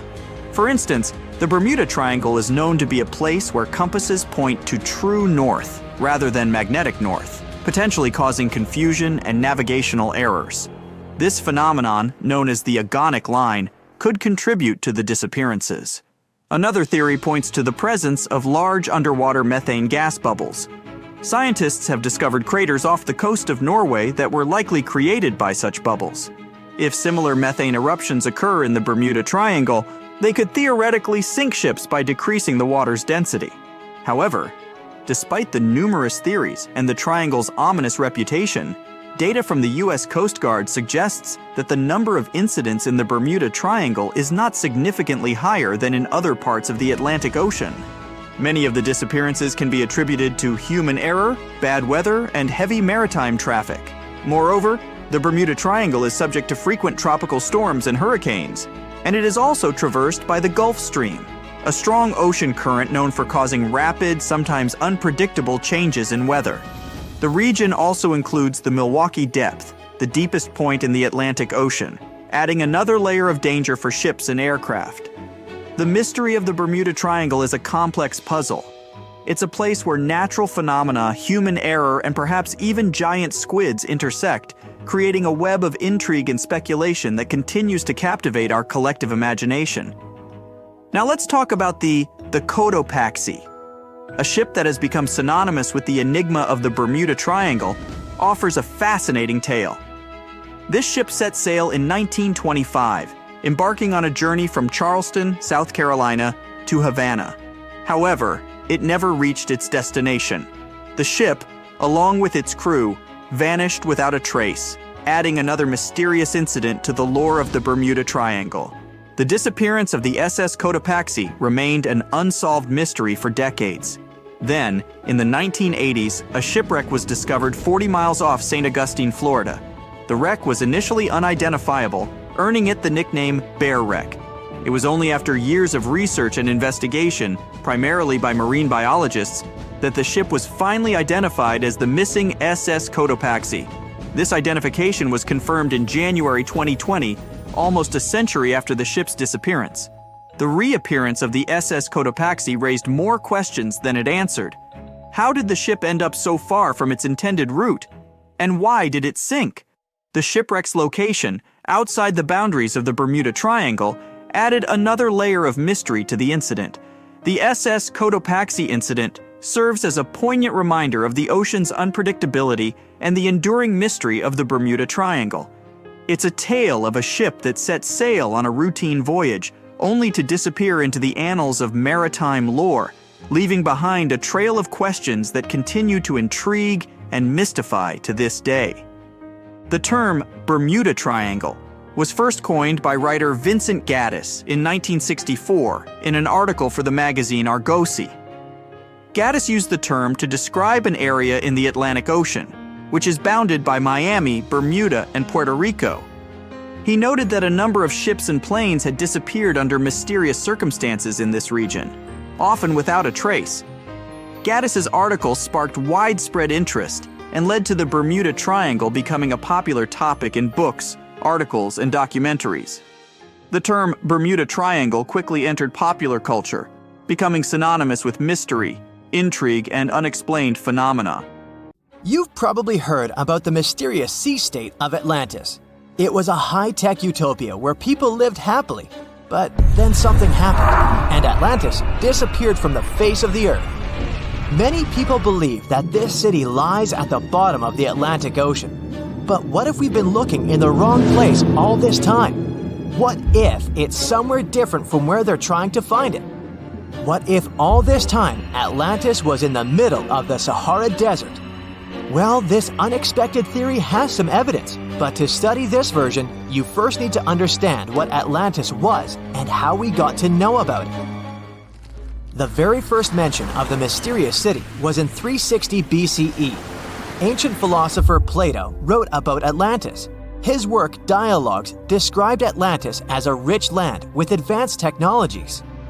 Its inhabitants were powerful, intelligent, and beautiful, like superhumans. He described in detail the structure of the city, and this was the main reason why many people believed in the existence of Atlantis. According to his records, the Atlanteans built this place in several concentric circles of black and red stone. Then they covered these circles with brass, tin, and precious metals. In the city, there were water channels on which ships sailed. The Atlanteans were sailors, so they built a passage from their city to the open sea. On the internet, you can find many drawings of Atlantis, created based on Plato's descriptions. Take a look at these drawings and an actual photo of the Eye of the Sahara. This place in the Sahara has a shape of several concentric circles. It looks as if a destroyed city left a trace on the sand. Many people have written online that the lost city was located there, but no one could prove it. Once upon a time, the Sahara was filled with rivers and lakes. In prehistoric times, there was only water there. So far, everything matches. The Eye of the Sahara was first discovered in the 1930s. This place was considered a crater from a fallen meteorite. But in the middle of the 20th century, scientists conducted a soil analysis and refuted the version with a fallen space rock.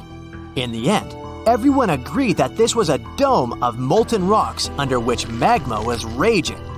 For millions of years, wind and water had been destroying the formed landscape and eventually made it look like perfect circles. But what if the Atlanteans once came to this place and used natural circles to build a city? In this case, we would have many traces and artifacts from this developed civilization. And yes, archaeologists did find some arrowheads, spears, oars, and other things there. But this has nothing to do with Atlantis. In the eye of the Sahara, a multitude of Acheulean artifacts lies. It was an ancient tribe that frequented this place. For the first time, Acheulean tools appeared more than 1.5 million years ago. Some of the items found there may be 130,000 years old, and according to the records, Atlantis existed about 12,000 years ago. Archaeologists found no artificial structures in this place. There was also no debris or traces of a large city. People would have found some stuff if a big city with advanced technologies had existed here. The main supporter of this idea was one YouTube channel. It collected 1 million views and attracted the attention of many historians and anthropologists. The theory that the Eye of the Sahara is Atlantis was quickly refuted. People found too many discrepancies between this place and the description of Atlantis. The author tried to catch the viewer's attention by presenting external similarities between the natural landscape and the fictional ancient city. Another popular theory claims that Atlantis was a real continent located off the Bahamas, but then this city was swallowed up by the Bermuda Triangle. According to this legend, the city ruins still lie at the bottom of the triangle, but there's no confirmation of this theory either. Writer Charles Berlitz invented it. Adherents of this theory claim that the walls and streets in the western part of the Bahamas might be the ruins of Atlantis. But scientists disagree. They have proven that these walls are natural formations of coastal rocks. There are also rumors that the story of Atlantis was inspired by an actual historical catastrophe, the Black Sea Flood. This is the Bosporus, a strait in Turkey connecting the Black Sea and the Sea of Marmara. Around 5600 BCE, the Black Sea was twice as small as it is now and had many cities on its shores. Unfortunately, a huge flood destroyed this flourishing civilization. Within a year, cities descended underwater, and surviving inhabitants moved to foreign lands and spread stories about the flood. Maybe these stories inspired Plato to come up with Atlantis. In the 1950s, people came up with another version. Atlantis was the continent that is now Antarctica. Tens of thousands of years ago, a warm continent with a developed city shifted to the northern part of our planet because of the movement of Earth's crust. The Atlanteans couldn't adapt to the cold conditions, and Atlantis was covered with a thick layer of ice. This theory was refuted when scientists began studying the tectonic plate's nature. It turned out that Earth's crust couldn't have moved such a huge continent as Antarctica. The tectonic plates don't behave this way at all. But the main question is, was Atlantis real? No one had described it before Plato.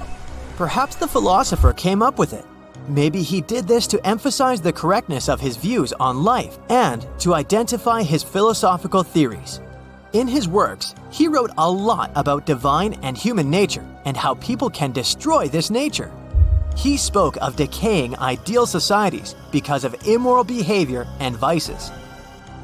The Atlanteans were once moral, spiritual people who created a utopia, but then they became greedy and mean. They destroyed their inner nature, and for this, they had to witness the destruction of their city. One night, fires and earthquakes hit Atlantis and plunged the city into the sea. The higher powers punished people for their immoral behavior, and Plato also wanted everyone to be afraid of moral decay. But judging by the descriptions of the earthquakes and fire, it may seem that Atlantis was destroyed by a volcanic eruption, as it was with the ancient Roman city of Pompeii. And such destructions have happened pretty often throughout history. Natural disasters ruined many developed cities. One of the most famous cases occurred in 1100 BCE in the Mediterranean Sea, when a volcanic eruption destroyed the highly developed Minoan society. The Minoan society existed for about 2,000 years.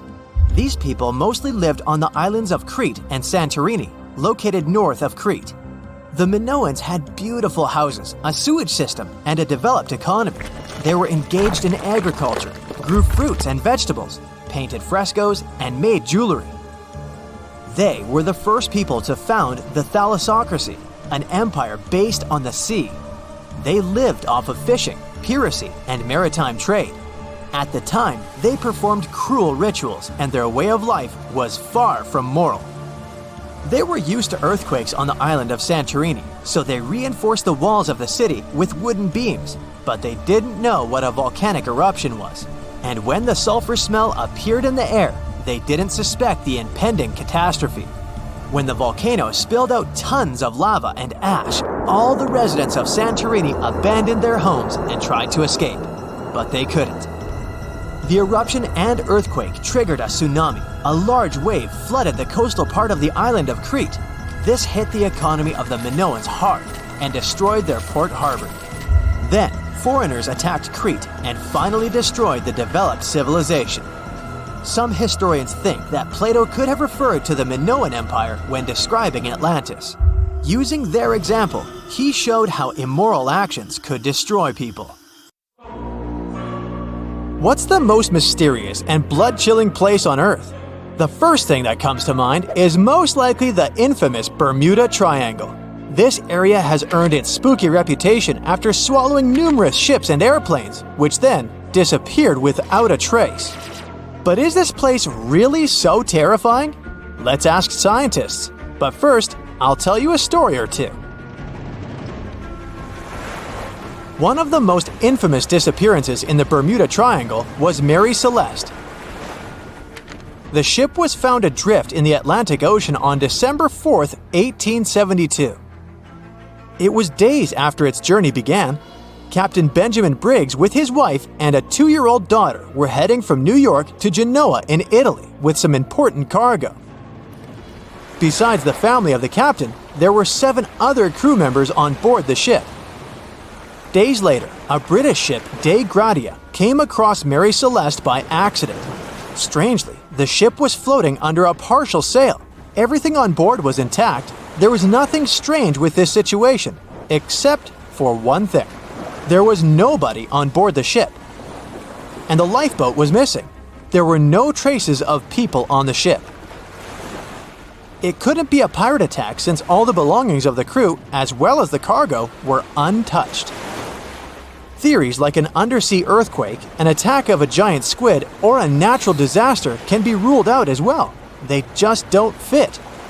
It was a clear day. The ship was in perfect condition. Why would people leave it and never come back? Whatever the reason, neither the crew nor the lifeboat has ever been found.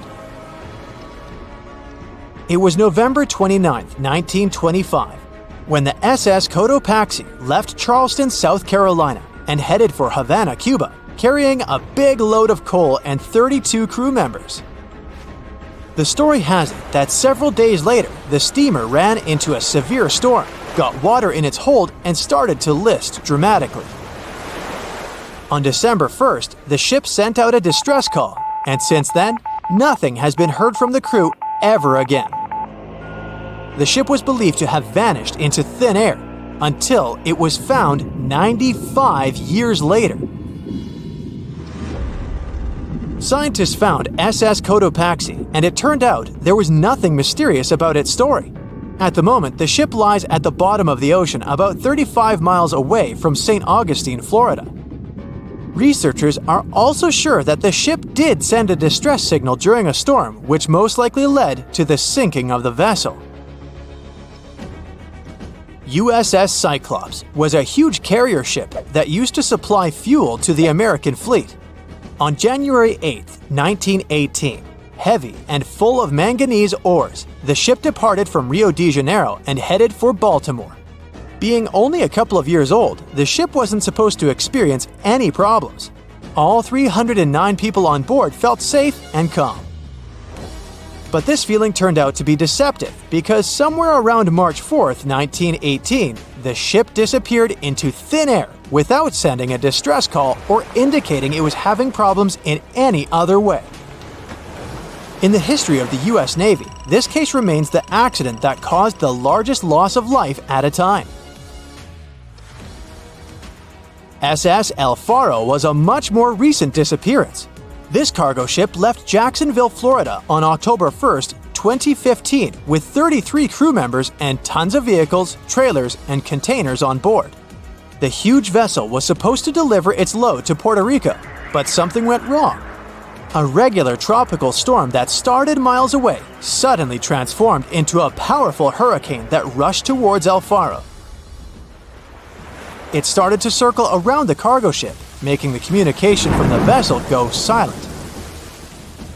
But the most shocking thing was that after causing all this commotion, the hurricane miraculously retreated in the same direction it had come from. Weeks later, after a thorough and extensive search, rescuers finally located the ship. It was still in one piece and sitting upright on the bottom at a depth of 15,000 feet. But the blood-chilling truth was that there was no trace of the crew members on board. As for airplanes, probably the most inexplicable disappearance happened on December 5th, 1945. This case got the name the Lost Patrol. Flight 19 was the code name for 5 planes that departed from a naval base in Florida on a training flight. No one knows for sure what happened to the planes, but they never returned to the base. Most experts believe the commander of this group, Charles Taylor, got lost and led the planes in the wrong direction. Those were the machines that could land on water, so hypothetically, after getting low on fuel, the pilots could ditch and wait for help, rocking on the surface of the ocean. But it didn't happen. Although 2 rescue Martin Mariner planes were searching the area all through the night and the next day, they found no trace of the 5 disappeared planes. But the most spine-chilling coincidence was that one of the rescue planes failed to return to the base as well. All 6 planes vanished into thin air, as if they had never existed. There have been several other plane disappearances when aircraft went off radars and never returned. In some cases, pilots had to send out a Mayday distress call. In others, they disappeared in the blink of an eye when everything seemed to be going perfectly fine. Of course, over the years, there have been loads of theories trying to explain the phenomenon of the Bermuda Triangle. For example, some researchers believe that ships and planes crash and disappear in the area due to methane gas. And it has indeed been proven that in some areas of the ocean floor, there are massive storages of this gas. Therefore, when gas gets released into the water, the process can sink ships and make planes crash. Potentially, it can happen so fast that a craft in distress doesn't even have time to send SOS. The theory of a wormhole is preferred by those who love sci-fi. In short, a wormhole is a space-time shortcut. While the existence of wormholes hasn't been proven yet, this doesn't stop some people from believing that this phenomenon is what causes vanishings in the Bermuda Triangle. Another sci-fi theory is based on the interface of space civilizations. It's quite convenient to blame such disappearances on extraterrestrial forces. Though why they would choose exactly this area for their abductions remains unknown. Waterspouts, or simpler, tornadoes in the ocean, are said to have been spotted in the Bermuda Triangle. This weather phenomenon raises water many feet up into the air. Potentially, this can make a ship disappear with ease. The human error theory may sound rather disappointing for those who love mysteries, but some are sure that all the crashes and disappearances in the Bermuda Triangle happen due to people's mistakes. There are too many confusing islands that are hard to distinguish from one another, as well as difficult weather conditions there. And now, let's see what modern-day scientists have to say. Disappointingly, they claim there's no mystery in the Bermuda Triangle whatsoever. The loss and disappearance of planes and ships is just a fact of probabilities. Researchers are sure that there's no evidence that in the Bermuda Triangle, mysterious events occur more often than in any other well-traveled large region of the ocean. The sheer volume of all that traffic in an area that is pretty hard to navigate gives us such unsettling statistics. But on a percentage basis, the number of vessels and aircraft missing in the Bermuda Triangle is the same as anywhere else in the world. And what theory do you believe? In 2018, the most powerful underwater earthquake occurred between East Africa and Madagascar. There was a deep rift between the Earth's crust and the mantle. Hundreds of thousands of tons of magma came out on the surface of the ocean floor. After that, a huge underwater volcano with a height of 2,700 feet was formed near the coast of Madagascar. This is almost twice the height of the Empire State Building, and all this is hidden under the water. French scientists studied this place since it had regular seismic activity. When the geologists went on an expedition to the coast of Madagascar, they discovered this giant underwater rock, which was not here until recently. With the help of geological equipment, they discovered the earthquake happened deeper than usual, below the Earth's crust. Geologists created a special observatory to monitor the situation at this site in real time. Between February and May 2019, they recorded about 17,000 seismic activities below the ocean floor. Scientists had never recorded such deep earthquakes. This suggests that there are reservoirs and drainage systems inside our planet through which magma flows. It's like the veins and vessels of a living organism. The volume of lava the volcano spews at this place can be compared with the volcanic eruptions in the hottest spots of Earth. Perhaps this is one of the most catastrophic, but at the same time, beautiful events in nature over the past few years. To understand what can be beautiful about this, let's first figure out what an underwater volcano is and how it works. Inside our planet, there are incandescent liquid metals and molten rocks containing almost all the chemical elements from the periodic table. All this hot substance is called magma, which constantly flows in the planet's bowels. Anyway, magma is lighter than the surrounding Earth's crust, so it always tries to break out upwards. Fortunately, the surface of our planet is strong enough and doesn't allow magma to splash out. But sometimes it happens, and here's why.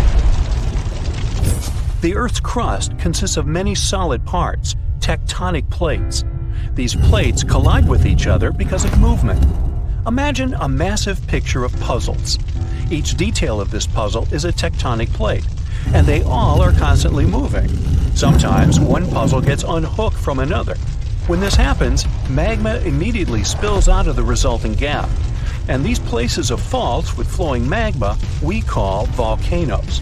When such a volcano erupts, a new geology begins. A splash of magma shakes the ocean floor. Lava and ash erupt from the inside of our planet. It causes a release of destructive energy of incredible power. But thanks to the water, such a catastrophe can go unnoticed.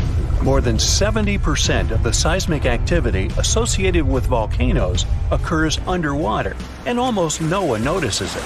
But inside the water, there's a total mess. Lava heats the water and destroys the seabed. The ocean in this area boils, and large air bubbles rise up. But the enormous pressure of hundreds of millions of gallons of water suppresses the volcano's destructive power. Molten rocks of the Earth's crust are pressed against the seabed. The ocean blocks the consequences of the disaster, but sometimes the eruption gets to the surface. Such a case occurred in 2012. Vast pieces of pumice the size of a van began to float up in the southeastern Pacific Ocean. There were hundreds, even thousands of them. It was more like a group of unknown islands. Volcanic rocks scattered in the ocean over an area twice as large as New Zealand. Scientists used deep-sea sonar apparatus on the remote control to determine the full scale of the disaster.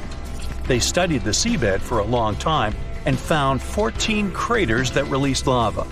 The researchers saw that more than a third of the erupted volcanic material surfaced and scattered throughout the ocean.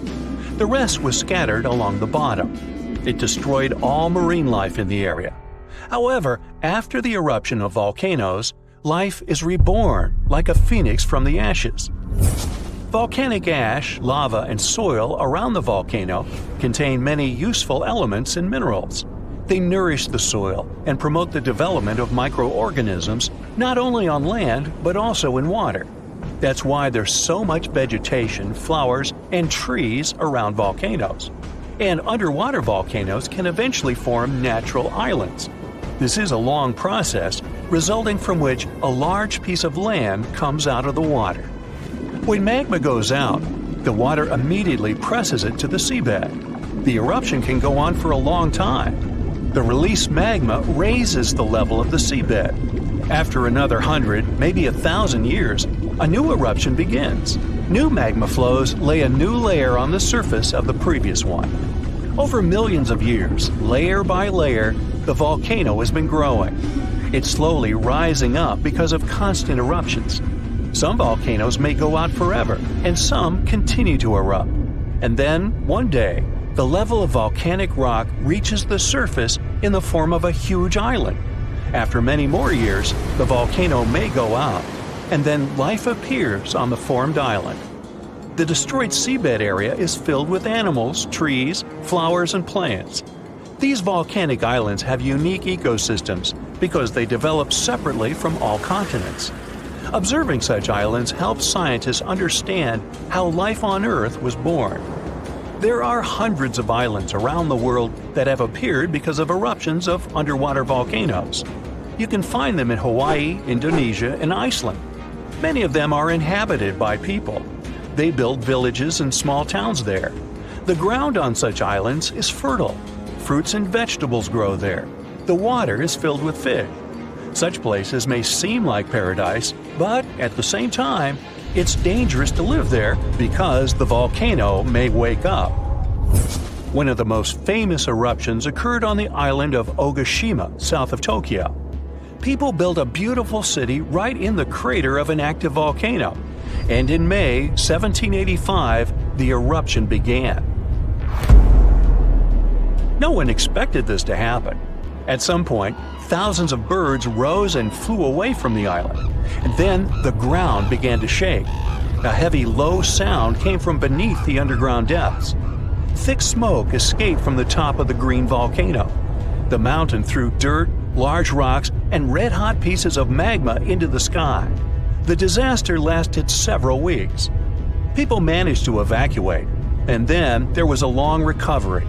Locals rebuilt the houses and brought the city back. Almost 250 years have passed since that moment, and during this time, the volcano has never woken up.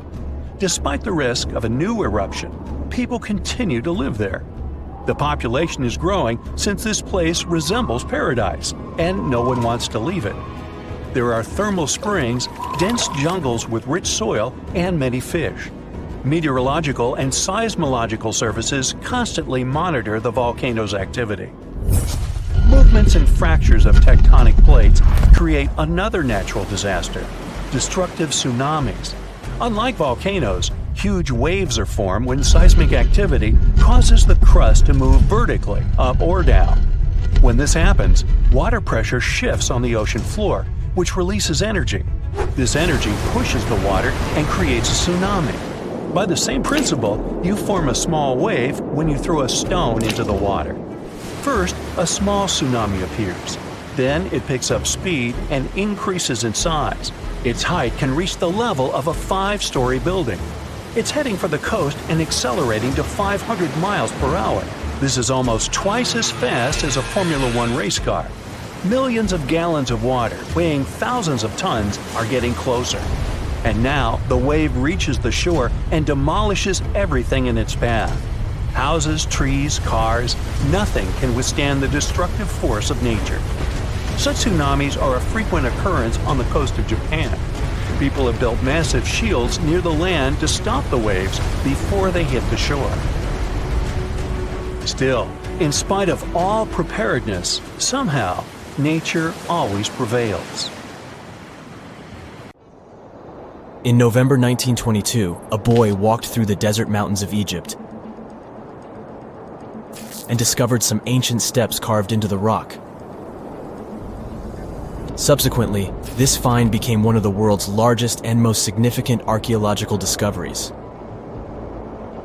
This step was part of Tutankhamun's untouched tomb.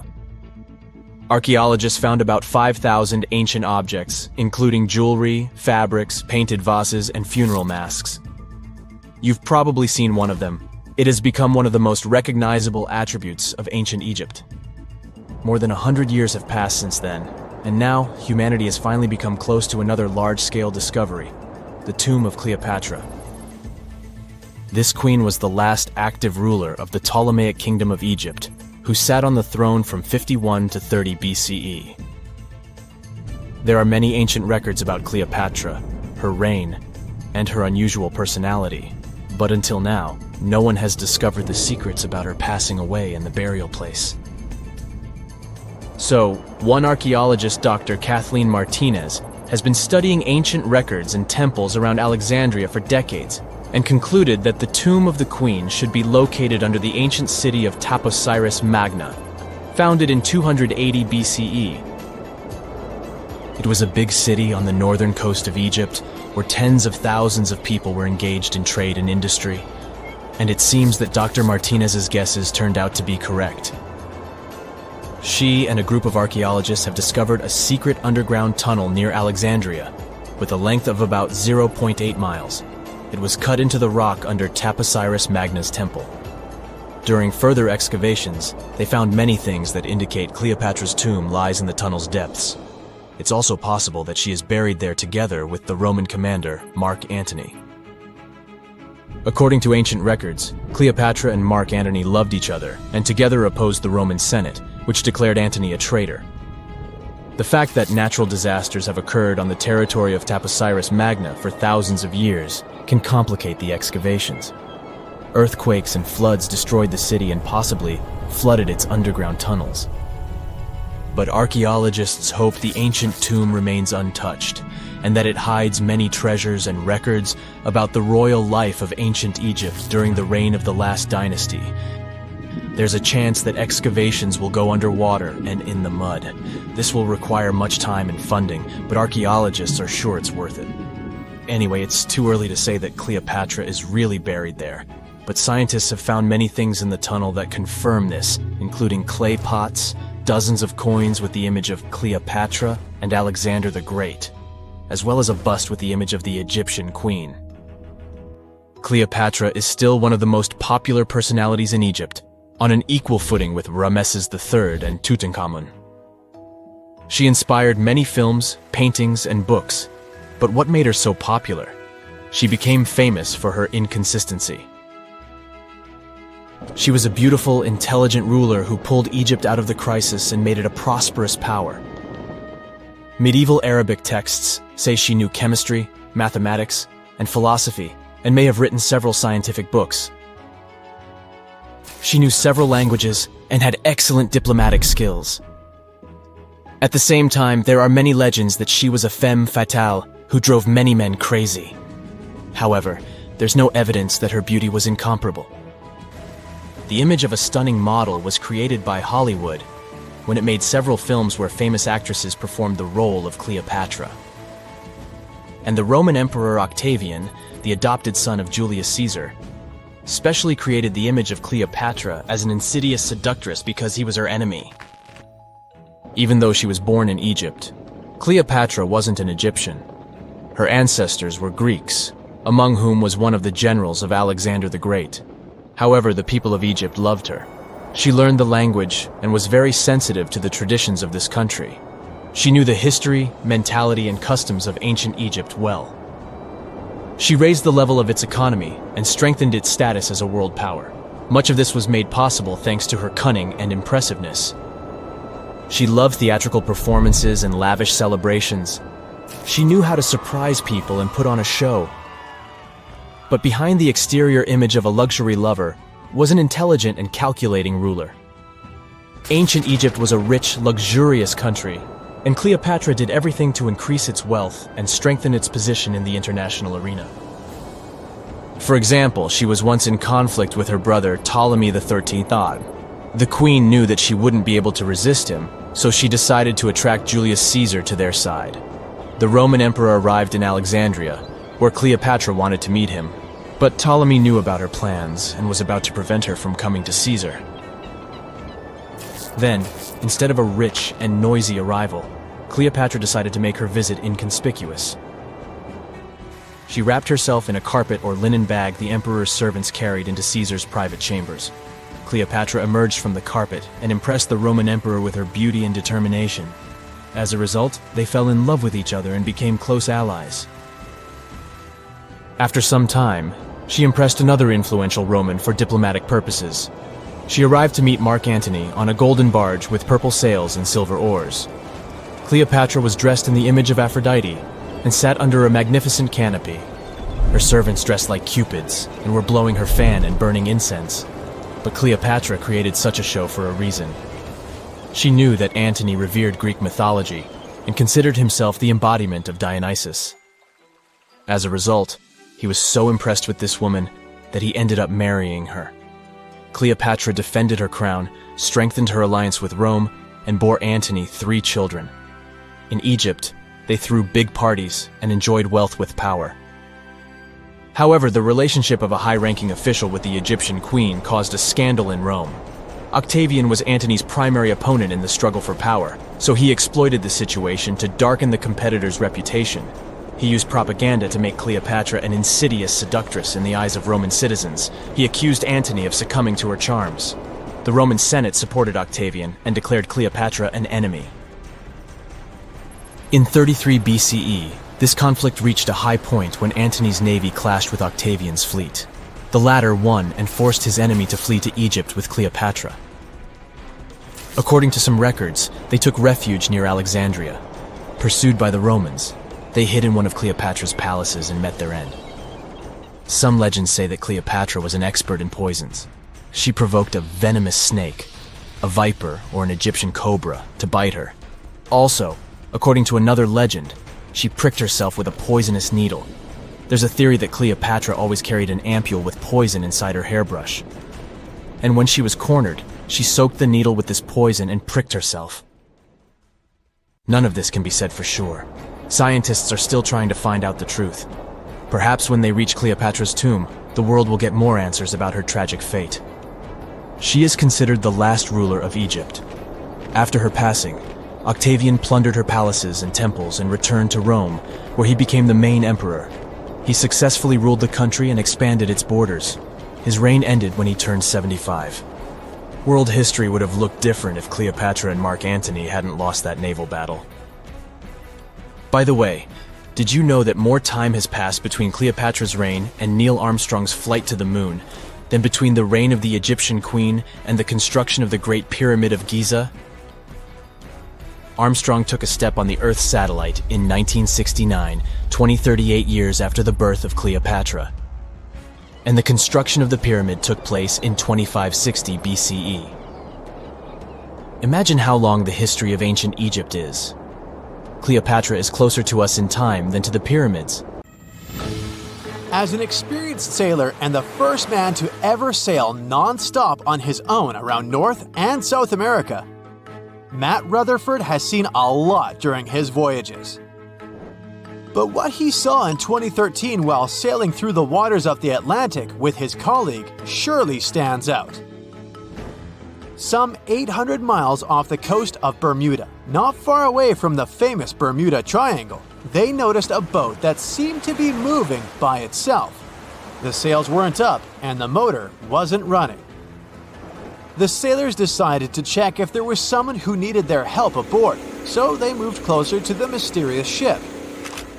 Once they got there, things only got weirder, as they realized there wasn't a living soul aboard. Rutherford started filming to document their discovery. The boat looked so awfully abandoned that they expected to find some pretty scary things in there. But it didn't stop Rutherford from searching the vessel. The boat, which turned out to be named Wolfhound, looked like an upscale one, probably costing hundreds of thousands of dollars.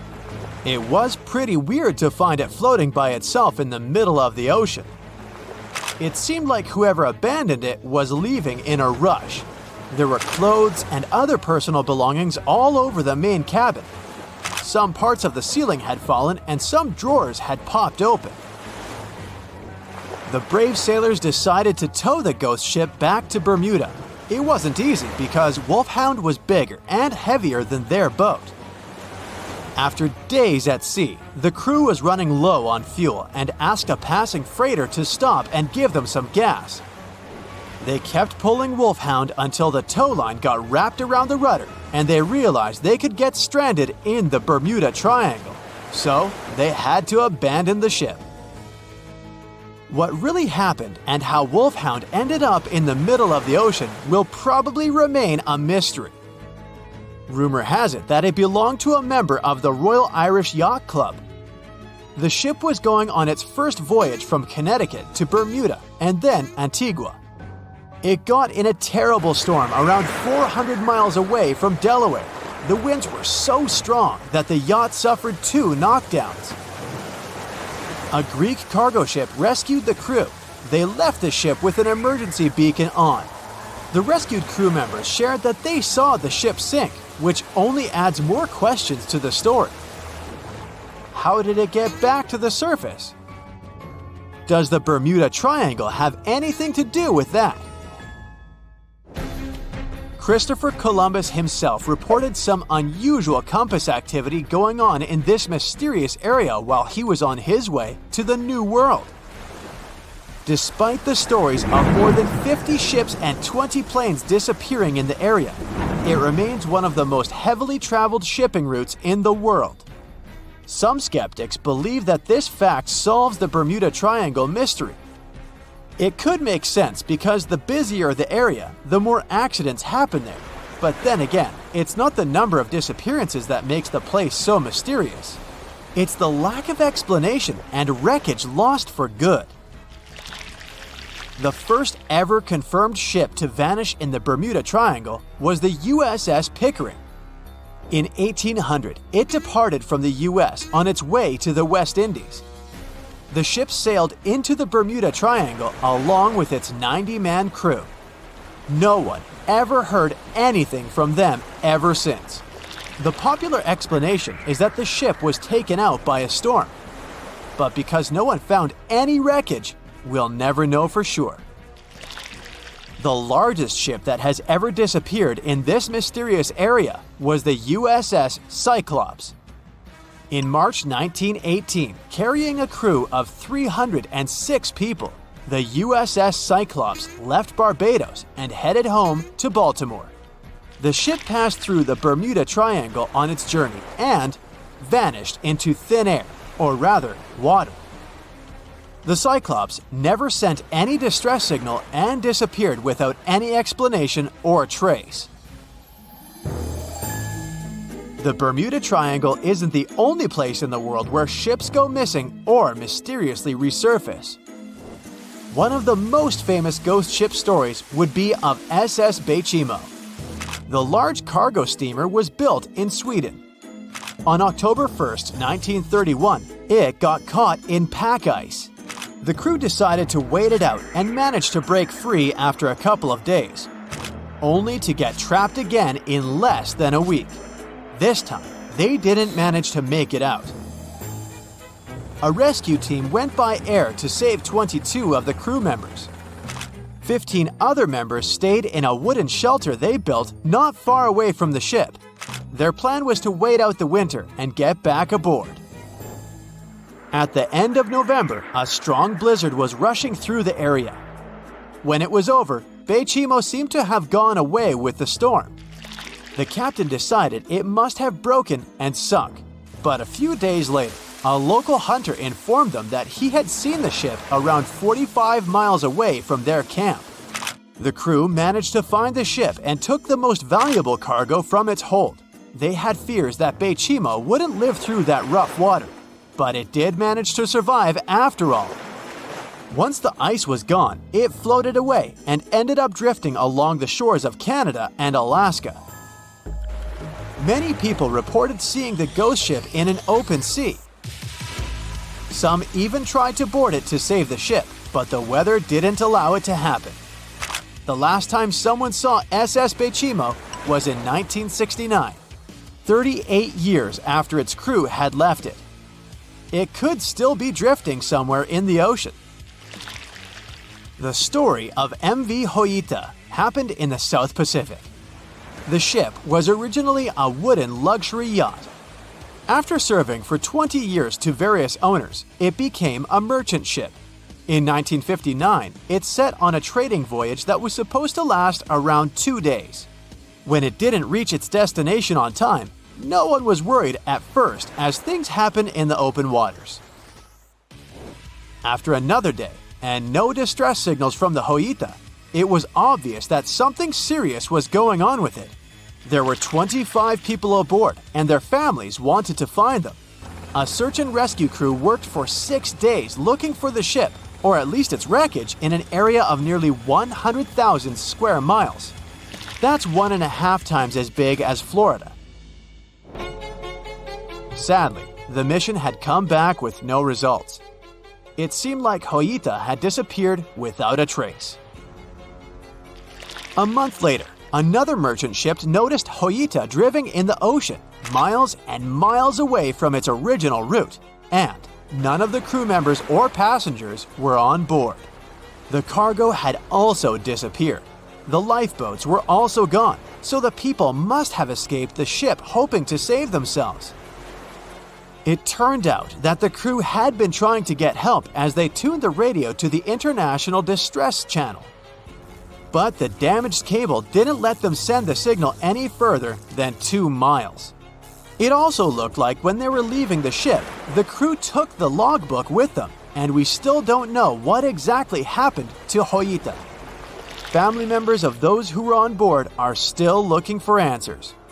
One professor claims it must have been a corroded pipe that leaked and flooded the vessel, but we'll most likely never know for sure.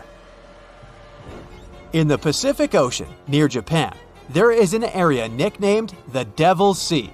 It's believed to be one of the 12 vile vortices around the Earth. Some people claim that vile vortices have weird things going on in them because the pull of the planet's electromagnetic waves is stronger there than anywhere else. The most famous ship that disappeared in the area was a fishery patrol vessel in 1952. The ship went there to investigate the vessels that went missing previously and disappeared along with 31 crew members. Scientists who don't believe it was a mysterious disappearance blame the underwater volcano eruption for what happened.